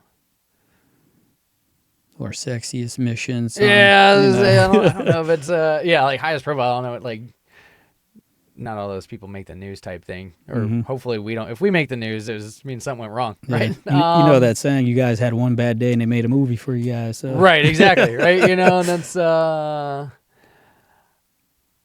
highest profile. I think so. Back to that idea of, not sexiest, but that same last deployment, when everything kind of culminated together. We were doing operations, and the nice thing about where that was at, and we were mission success. Like and sometimes, so a target package doesn't happen overnight, right? You know, there's a lot of intel gathering. There's a lot of things that can go wrong in a mindset of, you know, we lose accountability of that target, or his pattern of life changed, or some, you know, so many little factors that can drive in. So they can all of a sudden cancel a mission. Hell, weather cancels a mission, right? You know, and then weather's always a factor. And now, well, that's the only spot we can hit him at, and now he's moved, and we didn't get that last night, and now he's here, and we can't do it here for whatever XYZ reasons and stuff like that. And so, that I think would probably be the sexiest to me, which probably isn't sexy to a whole lot of people, but it was like from, again, the unnamed ground force we were operating with and us, and it was from flash to bang, right? We got to see everything from mission build up, success of the mission. That was the intent, was to capture, and we did capture for him, not his friends, but he got the ride back, you know, and came back. And then the tactical, you know, interviewing process that individual got to go through and provide some feedback, you know, for his AAR, and then be able to utilize that, right? And to be able to tie those things and culminate it all the way back to how we're actually, you know, and there's other agencies are involved, but when we're getting the debrief at the end, and it's like, hey, because of all of this and how it tied back to certain things happening in the United States, and being able to pull that, like, it was probably one of the highlights in my career of, we say we're fighting this war on terror, right? You know, and it's to protect America and all these other things. And so to operate for however long and years of everybody's lives that were spent in Iraq, Afghanistan, and all of that, but you don't see per se when you're just living in Afghanistan, right? Correct. When you're living in Afghanistan on deployment, of how that's tying back. You're hitting targets, or you're doing ring routes, or you're doing whatever, right? Like, so many things that are extra that need to be done to make certain people be able to do their jobs. But you don't get to see a number on a guy's cell phone that has an area code of a city inside the United States. You don't ever see any of that, right? And in this particular time, you know, I got to see all of that, and it was like, it made me the proudest that I had been, you know, ever in my career, because it was like, holy shit, like, you're a legit bad guy, and now we have the phone number to another bad guy that some other 3-letter agency can come take care of, you know, in said city. Yeah. You know, and it was a great culminating event for my career. Yeah. It's mind blowing when you get access to the things that really go on behind the scenes. There's so much. And me just having the little bit of access I did have, it's just, I understand why we do it that way, because I don't think a lot of people could process and understand, you know, what it takes to maintain the certain quality of life that we have here in America.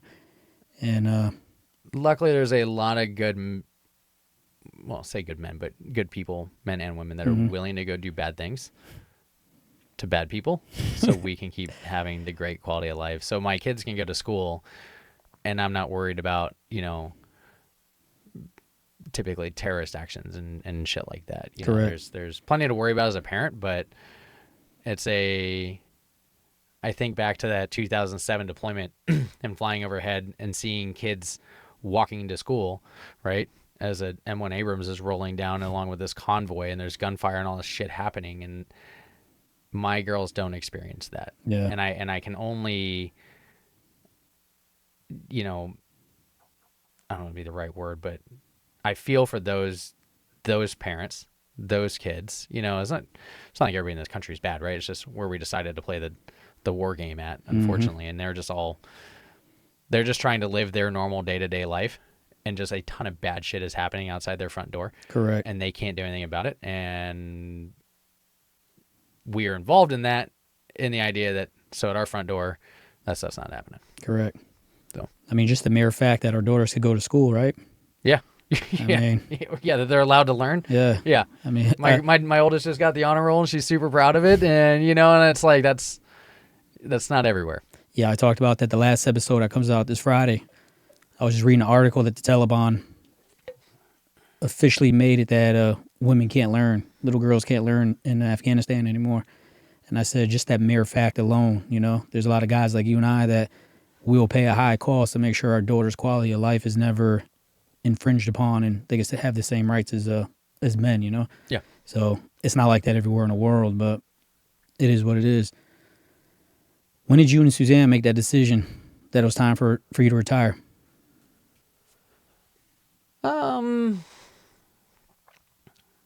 Let's see. I mean, it was, we kind of, knowing we were coming up here, we kind of back planned it. The Army had come out with a, 2-year window. You can drop your paperwork, and it wasn't, we knew we were going to come up here. I had told the regimental sergeant major, that, hey, I will give you 24 months in the job. Mm-hmm. Before I submit anything. Sometimes that, happens of, Yeah. guy gets moving up, here's my retirement paperwork. And So you he's like, you sure you're not going to move to Campbell? Because I was retirement eligible at that point, right? Mhm. Or like I could submit, not, I think it was at year 19 or something Yeah. like that, so I could easily submit it. I told him, yeah, absolutely, come on, but I'll do 2. And then I'll submit and, and retire. We knew we were going to come up here. Suzanne had approached me when we knew we were moving here, and she said, hey, we move up. I don't want to work for anybody anymore. I want to, I want to look at franchising, starting my own business and stuff. And I said, all right, I can back that. I said, okay, we got, we're at a time in our life right now that we can, the house is being paid and the girls are being fed, right? So, and we can do that on my paycheck. Just from the Army side, Yep. right? That part's covered. So we can take an opportunity and time, to get a business going. And so she spent a ton of time researching, franchises and stuff. Being your own boss means you can write your own schedule to an Correct. extent, right? To an You're extent, also then the only boss, right? Mhm. So there's a give and take with that, but and it's been awesome. It's given us the, a lot of freedom and maneuver, be able to do things that we want to be able to do as a family with, but still, driving success of growing the business and stuff like that. And, yeah, so it's been great. But yeah, we moved up here, and so it's kind of the plan from the get-go, I guess, of accepting the job to, hey, I'll run it to 22 years. Yeah. And then retire out. How'd you get into flying? So that was, again, my wonderful wife's support. Always had kind of been a dream, and I just kind of, like most men, we just talk about doing things, right? I was like, man, I would love to fly, and I'd love to become a pilot. And she looked at me one day, and she's like, so why don't you? Mm-hmm. And I didn't have an answer. I was like, I don't know. Money? She's like, we have money. If you she's like, how much is it? And I was like, and she's like, well, quit talking about it. So I give a lot of my credit to her and the idea of don't just say you want to do something, do it, right? Action it, that, and a lot of people just like to talk about doing things, right? They don't actually want to action it and put in the work. And it hasn't been easy, and so it started out as a simple, all right, and so I started researching and, found flight school down in Savannah and went through the process, and got my pilot's license. And then it's just kind of continued since. And, for a while the idea was, when I originally started was hey, why don't I become a professional pilot when I retire out of the Army? And we had some good friends of ours that ended. Well, they became good friends, but they moved in next door down in Savannah, and he was a Delta airline pilot. And they were kind of cookie cutter, copy paste of us, right? They're relatively new in their marriage. They've got one young child. She's pregnant. We have this. Suzanne's pregnant with our second. We have one baby, and we kind of saw that lifestyle. And she had told me, she's like, I don't know if that's what I want, for us, because airline pilot isn't typically a 9 to 5 Monday through Friday, right? Correct. And the weekends are always off. And I said, all right, hey, that's not, if I'm only willing to do this if you're on board, right? And if you're not, then we'll change it up. And it was probably, I think it was like 3 years ago or so. We're still really good friends with them. They live in Michigan now. But that Suzanne, basically came to me and was like, hey, is that still something you want to do? And I was like, well, I thought that was kind of dead. And she's like, I think that was just a thought in the moment, right? And I totally understood it, and I kind of had the same thought of maybe this isn't the route, but yeah, we're still really good friends with them, and we can see how they've worked through it and stuff. And I think we don't have babies at home anymore. Granted, my girls are still young, but they're not.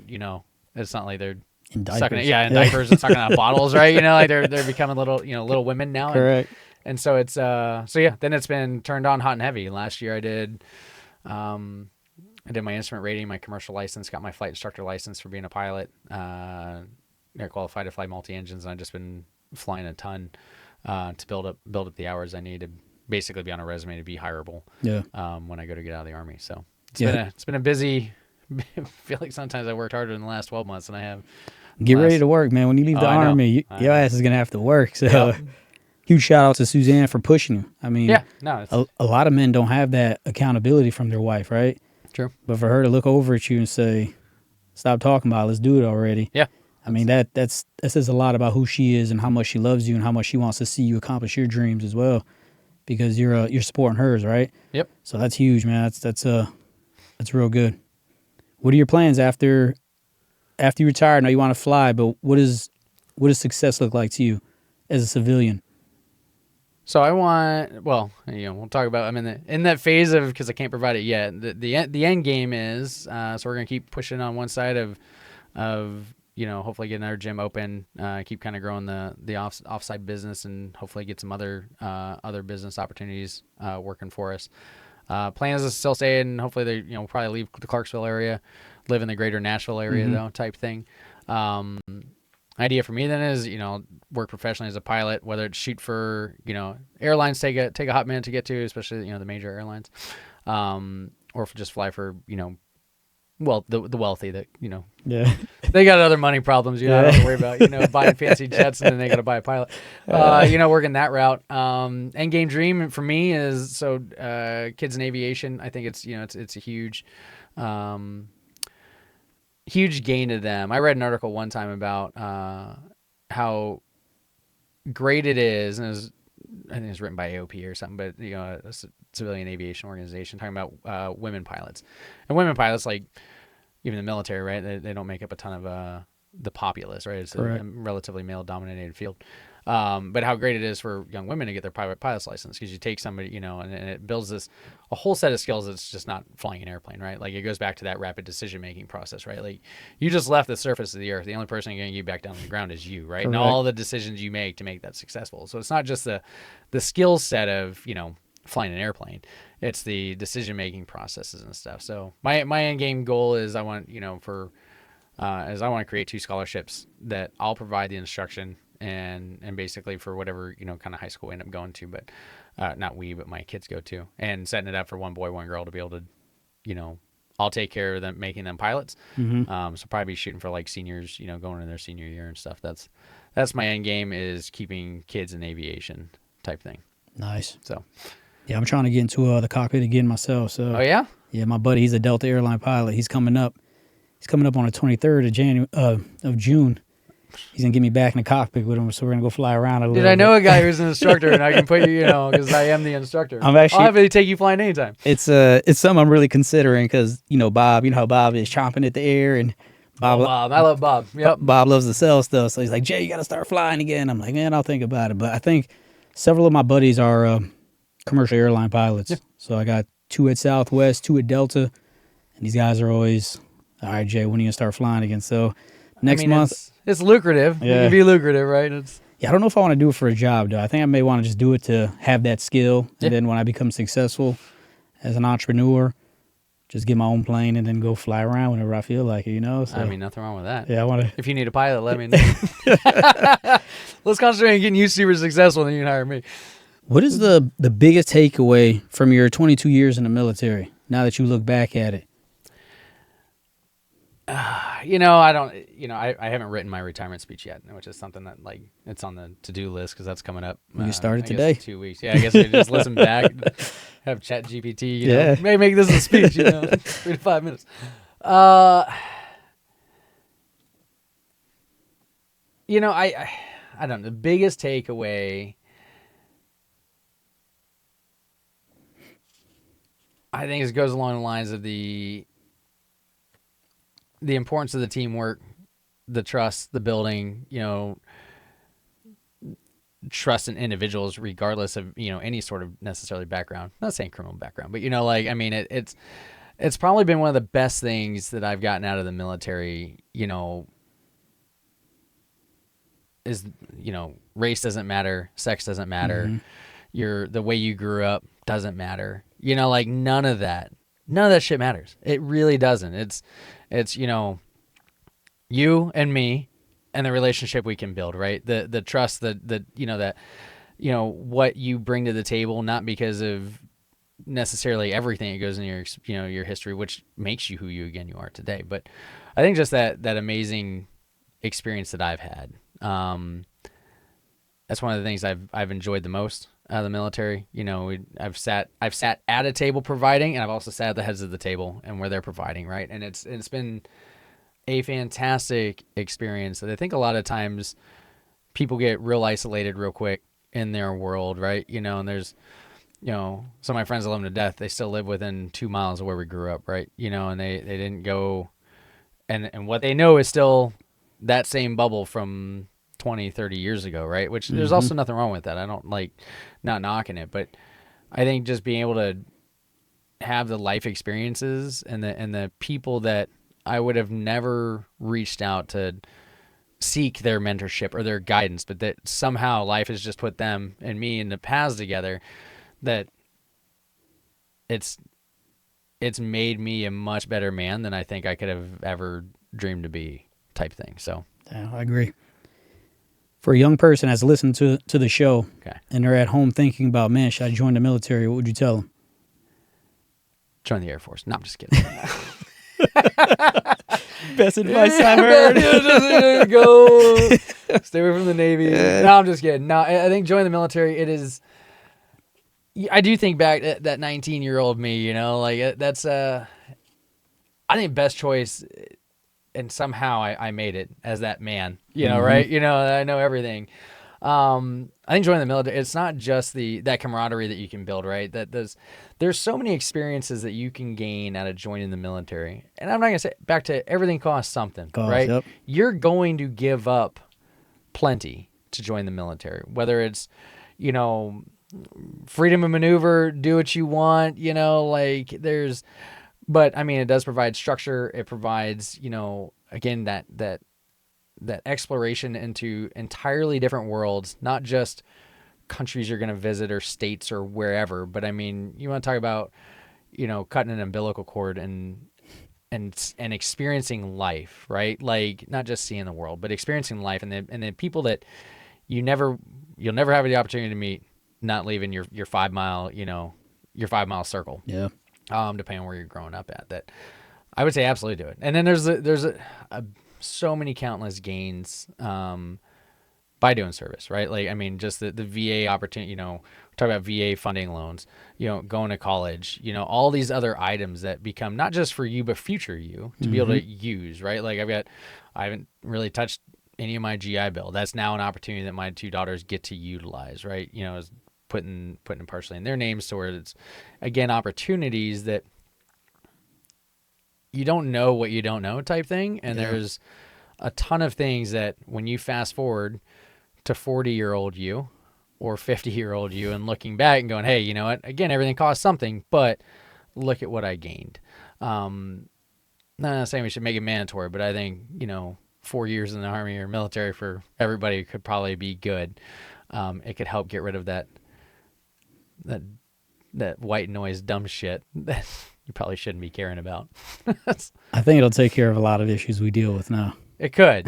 It could. And it's just, and I speak from an aspect of just learning how to serve others, being selfless. Mm-hmm. I think if we as society learn just that one simple thing, right? Yeah. I think we'd be on a better path to where we need to get to. I mean, we made it one of the core values, right? You know, correct. Selfless service type thing, and but it's not something you read in a book. It's not something you can teach, but it is something that somehow happens to you. And nobody teaches you selfless service anywhere in any of those schools. And that bullshit. It's something. It's not even on a PowerPoint slide. Correct. You know, but it gets shoved into you somehow, and it's all those adverse moments we're dealing with. Mm-hmm. Or I see you sucking, I'm like, man, let me go help my boy out real quick. Yeah. Man. And it's just, it's crazy, man. I'm stuck with you. I'm stuck with you. Remember, you're miserable. I'm miserable with you, buddy. We don't do anything alone in the Army, man. Nope, nothing. What's your happiest moment in the Army? June 6th is my retirement ceremony. I'm just kidding. That's next Friday. Next Friday. Yeah, next Friday. Nah, it's happiest moment in the military. I think my pinning master sergeant, you know, we did it in the hangar down there in Savannah, and you know, Suzanne was there, my 2 daughters were there, my sister-in-law was there, but it was like I you know, so my daughters, you know, now old enough, they help pin me, you know, and then I look over and we had like donuts, and they're sitting, you know, we had a Black Hawk as one of the displays, and they're just sitting in the cabin. They got the ropes and the guns on, you know, for the ceremony and stuff. And my 2 daughters in like their princess dresses, eating chocolate on their face, eating donuts, you know, sitting in the back end of this war machine, you know, that's done. The helicopter itself has done incredible things with the men and women who crew it and maintain it. And yeah, it was just this moment of like, everything I've done, good and bad, up to this point has been right. Yeah. You know, and as I see them enjoying some chocolate-filled donut. Yeah. Is your grandpa still around? No. Unfortunately, he passed. What is it? During my Afghanistan tour, the long one. So I guess 08 or 09 time frame. I just wanted to see how much of this experience he shared with you. No, so unfortunately, yeah, he got to come out and visit me once in Germany. Then he got Alzheimer's real bad. So that kind of restricted his movement type thing, and it's, you know, such a terrible disease that it's vicious, man. Yeah, it sucks watching an individual all of a sudden they can they're coherent to what's going on, and watching that defeated look because they're not that type of individual, and then all of a sudden the switch is back off and you're square one, that I'm just a nice individual visiting you and chatting with you, but you have no idea who I am. Like, yeah, it's a terrible disease. That's terrible, man. So, what key lessons or takeaways you hope listeners will gain from your story? I would say, let's see. Don't just sit. Well, we'll take my wife's advice. Why don't you? Right? Like, don't just sit and think. I mean, come up with a plan, you know, but don't just sit and think and just wonder, right? Like, action those plans, whether it's small or big, right? You know, that's an idea of, you know, I want to work out and get healthy to I want to, you know, go on vacation, right? Like, figure out, like, if, you know, if whatever that dream is, and it can be a short-term, long-term, medium, wherever, right? But, you know, do those things and action them, you know, not sitting back and just letting that time slip by. I will say also, doing your best at prioritizing the loved ones at home. I think that's kind of been one of the speech thoughts that I've had, is this will be the first time in my daughter's lives that they actually get to be the priority as I come to retirement, right? And I think almost any parent, right? Oh, my kids are my number one priority type thing, right? And that's true to an extent. Do your best for that. The reality, one of those things that, you know, what does it cost, is they can't be. No parent's going to deploy. No parent's going to, I mean, I don't know how many countless conversations I've had hiding in the master bedroom closet, you know, as I got home, but the world is still on fire at work, and they want to play with dad, you know, type thing. So, you know, trying to find that good balance you know, like accepting that, you know, your spouse or your kids, like they aren't always a priority, but never letting them slip too far down that list. I'm excited that they'll be, you know, that really the military won't be competing with that anymore. That, you know, but yeah, I think and reach out to anyone, right? Run that, you know, whether it's a plan, have a trusted individual shoot holes in it. If it's something that, you know, you're down about, upset about, reach out to anyone for it, right? Like I've said a handful of times, we don't do anything alone in the military. Don't do anything alone. Don't execute the life-altering change plan that, you know, I'm going to invest and go this route without getting somebody to look it over, right?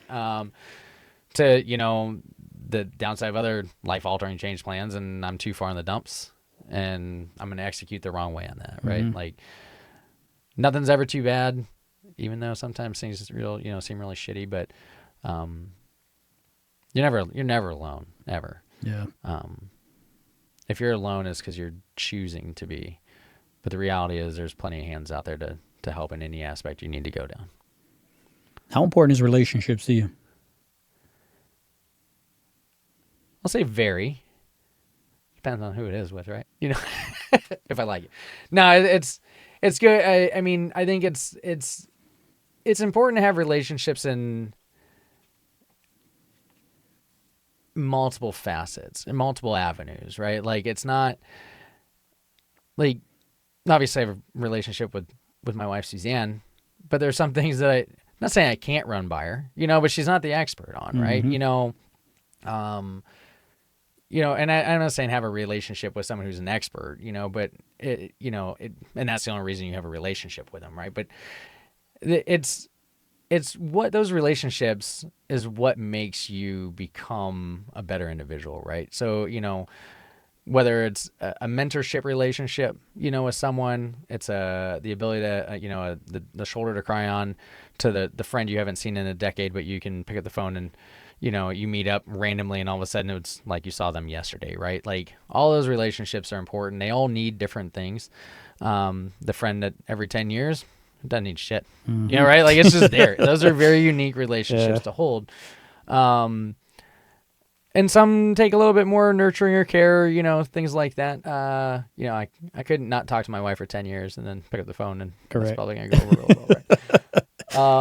But no, relationships are, but not all just one and done, not all in, not all out, you know, but they are, I think they're complex, but good for you. How do you think relationships gotten you to where you're at today? I mean, it's been probably the driver to exactly how I ended up, you know, to where I am today. Back to that, my buddy Javier telling me how great 160th is, and dude, that's where you need to be. To, you know, my grandfather served into, you know, the Korean War, and so I kind of helped, you know, put the bug in of, you know, joining the Army type thing. To, you know, friends that have kept me, you know, and when skies are gray type thing, from them ever becoming too gray, right? You know, I don't know. I there's nothing that I've done that I would say is ever solely on my own. It's a team effort, even though I'm the one standing in front of my own formation of my own life, right? But Correct.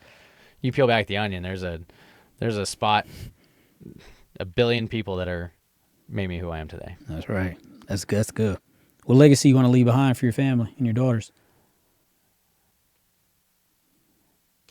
You know, and I think when I first think legacy, the first thing pops in is like a monetary thing, right? And I have no goals of doing that. I think it's a hard work ethic. That's the legacy. I want them to look back, you know, hopefully think of, you know, me fondly type, right? You know, but in a proud way, you know, that proud of what their dad has accomplished, proud of where they're sitting at today, you know, that they know that they've got to work hard. There isn't, you know, freebies, you know, granted their childhood's pretty cush, you know, but but you know, I'm sure maybe my parents thought mine was also, you know, but it's yeah, I just hope if they grow up to be good, successful, just women, then I did my job, and that's the legacy I wanted to provide them. What's success to you? Yeah, that's a loaded question, right? It's like, what's happiness or what's hard, right? Success. Freedom of maneuver is success. But that's defined in so many ways, though. I mean, I don't have an answer for what is success. Because money plays a factor, right? But it ain't all the end all and be all. Correct. Love plays a factor. Correct. That my daughter waking me up every morning at 6 a.m. with a big old smile going, "Will you make me some pancakes?" Dude, that's some success right there. That's success, bro. Like, that's as painful and annoying as it is sometimes. Well, that's it's success, though. Like, right? So it's, I don't know. In order to give you a definition of success, we got to tie more to what's the mission statement. Mm-hmm. And do we meet that statement? Then you have success. Yeah, that's good, man. 3 words that describe you.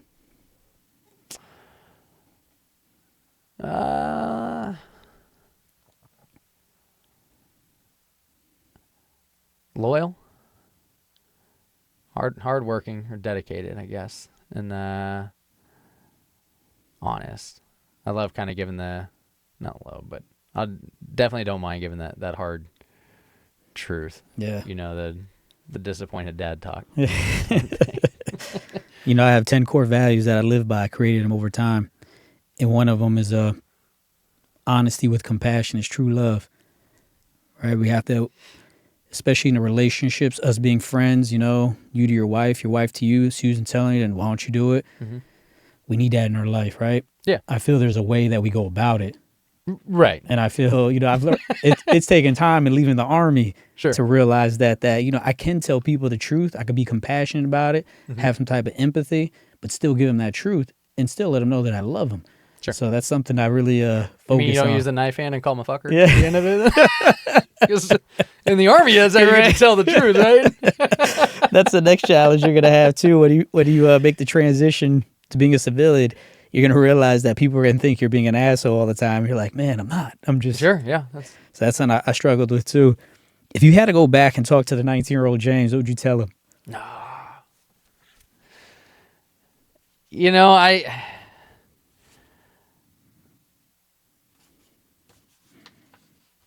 Just keep doing what you're doing.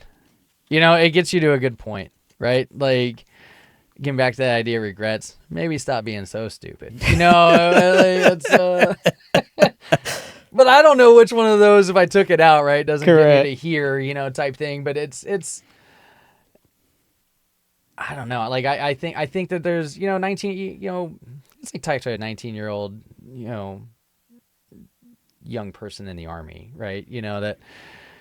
And we have those talks, right? Because quickly in the Army, you became the old guy, right? Mm-hmm. I remember being 20 years old and the old platoon sergeant who's the E7, and all of a sudden, am I that guy? Like, holy crap. That's, but it is you can give advice, but those are lessons you got to learn, right? Like, obviously that's why I love when it comes to men, when I get, people come up to me and want to talk to me about, like, hey, how'd you use your VA loan to buy rental houses, right? Because we got a couple rental houses down in Savannah and stuff. And I love those questions, right? Because they're seeking it. Maybe I guess the advice I'd have is seek more mentorship to it, right? Because it's only gonna make you better. But if it's not, there's nothing that you can tell. There's nothing you can tell a 19-year-old man that he don't already know, right? Like, we already knew all that. And so I don't know. I think it's, I guess my only advice to my young self would be, hey, seek more mentorship. Because that's the only way if you want it or want to know more, right, then the sponge is ready to absorb, right? Mm-hmm. But otherwise, I probably couldn't even tell myself anything, right? I'd need 19-year-old me to come up and say, hey, old man, tell me more. Final thoughts. I guess as the days approaching, I'll say for those that are, if you're in the military, I don't think you can plan too early about post-military life. I think I've done a pretty good job of planning, and I still have this back in my mind a little, oh shit, like type thing, a little fear. Fear is good. I think that's what makes us, good individuals or better at things. But have a plan, have a pace plan. A good friend of mine, he's helicopter pilot, and he had one plan. It was to go out and leave the military. He was retiring as W-5, and he had multiple jobs lined up. They were all flying, and about a month before his retirement date, he had a stroke, and all of those went away. Damn. And so we were at his farewell lunch, and he's in tears. I don't know, probably 12 of us, kind of a close group, that, he's in tears and telling us that, like, have a pace plan, right? So it's not just, if you don't have a pace plan, primary, alternate, contingent, emergency type plan, right? That he's like, all of my eggs are in a flying basket. And it, you don't get to see the stroke coming. You don't get to see a mental, some sort of health issue pop up. And if your plan only, on the aviation side relies on a medical, what happens when you step off the curb walking out to my truck and get smacked by a car? When I get out of the hospital, like, bills are still going to be paid, right? Like, I still need to provide. So that was some of the advice he gave, and so yeah, have a pace plan. Don't put all those eggs in one basket, and come up with a contingency. Nice. Type thing. Yeah, that's why I decided to not fly when I left the Army. I mean, and take a break from it. Yeah, it was time for me to I just wanted to get more skills. Yeah. Being a business owner, I think one of and you're experiencing it now with Suzanne, being a business owner, I think that you can't get ready for. I tell a lot of people that ask me, being a business owner is compared to having children and going to combat. No matter how much you try to get ready for it, you're just never going to be ready for it. You just have to go through it and do it. Yeah. And learn on the fly, make wise decisions as you move. But yeah, that's a great idea. I'm actually going to use that myself. That pace thing. That's good. That's good. But I want to let you know, man, I appreciate you. Hey, from the moment I met you at the gym, I asked you to be on the show. You're like, yeah, I'll do it. Absolutely. And I'm happy you're receptive to it, and I just appreciate it, man, coming out here, spending a few hours with me, sharing your story with the world. And if you need anything from me, let me know. Hey, same here. No, I think I guess the forum it's not for the people sitting in this seat to get their story out. It's the forum for people to listen, right? The ones seeking the mentorship, the ones, that sponge that is ready to be filled, or to just pop those ideas in their head. Like, I think you're providing a great, we'll call it a service, but a great opportunity for your listeners to know they're not alone in any facet, right? And that's awesome. Yeah, so keep doing it. Appreciate that. One of the biggest things I wasn't aware of until things have to happen. Then things may turn out that things happen that you didn't expect. One of the biggest things I'm seeing is I'm getting a lot of feedback from the families, the wives and the children, and they're telling me that I don't know what you did, Jason, but my husband or my dad has never talked about any of this stuff. And for you to create that platform that I could just go listen to it and hear the things that I've been trying to get out of them is something I'll be forever grateful for. So just that alone reminds me that no matter how hard things may get, just keep doing your work, because I am impacting people out there. You sharing your story, you're going to share it with your wife. Because she even told me, I don't know what he does. And now she's going to hear this and be like, damn, that's what my husband does. So it's...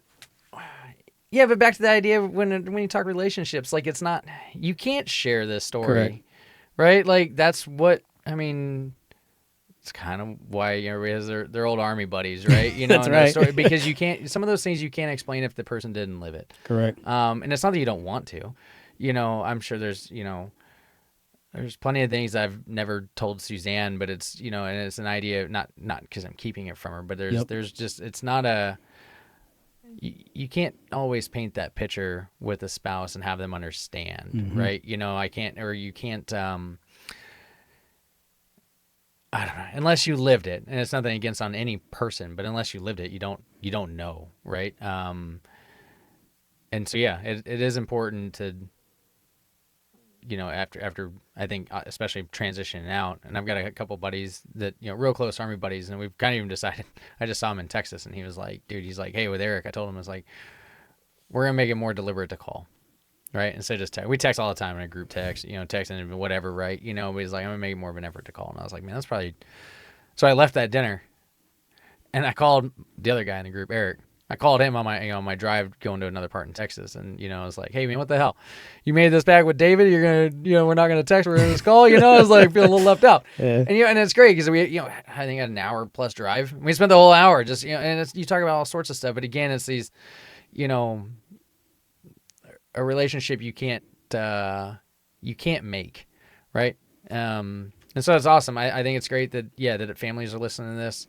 And they're getting more insight, more understanding. And it's not that, they're that mom or that dad or, whoever, husband or wife that they don't want to share. Correct. It's, but there's a fear of being judged. There's a fear of being, back to there's a lot of other guys that have had, we'll say, way worse stories than they come on here and share. But, the idea of standing there and explaining to my wife of, flipping, safe to semi while pointing my rifle in a man's face, like that's not something you can explain, right? And so that's awesome. That's really great that you're providing that somewhat of an insight into a door that you can't always get someone to crack open. So that's pretty impressive. Yeah, happy for you. I appreciate it, man. Shows only what it is because guys like you and gals like you to come on and share your stories with the world, and I'll be forever grateful for it. So, like I said, you need anything from me, you have my number. You know where I work out. So I'm there pretty much 5 days a week. Perfect. So just hit me up, man. Whatever you need, I'll help you out, all right? All right, same here, brother. All right, brother. And in closing, stay bold, stay fearless, resilience wins battles, and story shapes legacies. This is Heroes Have Wings. I'm your host, Jason Santiago. This is my buddy, James Tully. Big ass. Make sure you continue to share the episodes, like, subscribe, and keep spreading the word as we continue to grow. I appreciate everybody out there for listening and your continued support, and we're going to keep growing the channel. You guys have a great day. Thank you for tuning in to Heroes Have Wings, where we honor the extraordinary stories of grit, sacrifice, and resilience. Remember, every hero's journey starts with a single step, so take yours today. If you love this episode, like, subscribe, leave a review, and share it with someone who needs to hear it. Until next time, keep pushing limits, breaking barriers, and living your truth. I'm your host, Jason Santiago, and this is Heroes Have Wings, where legends rise.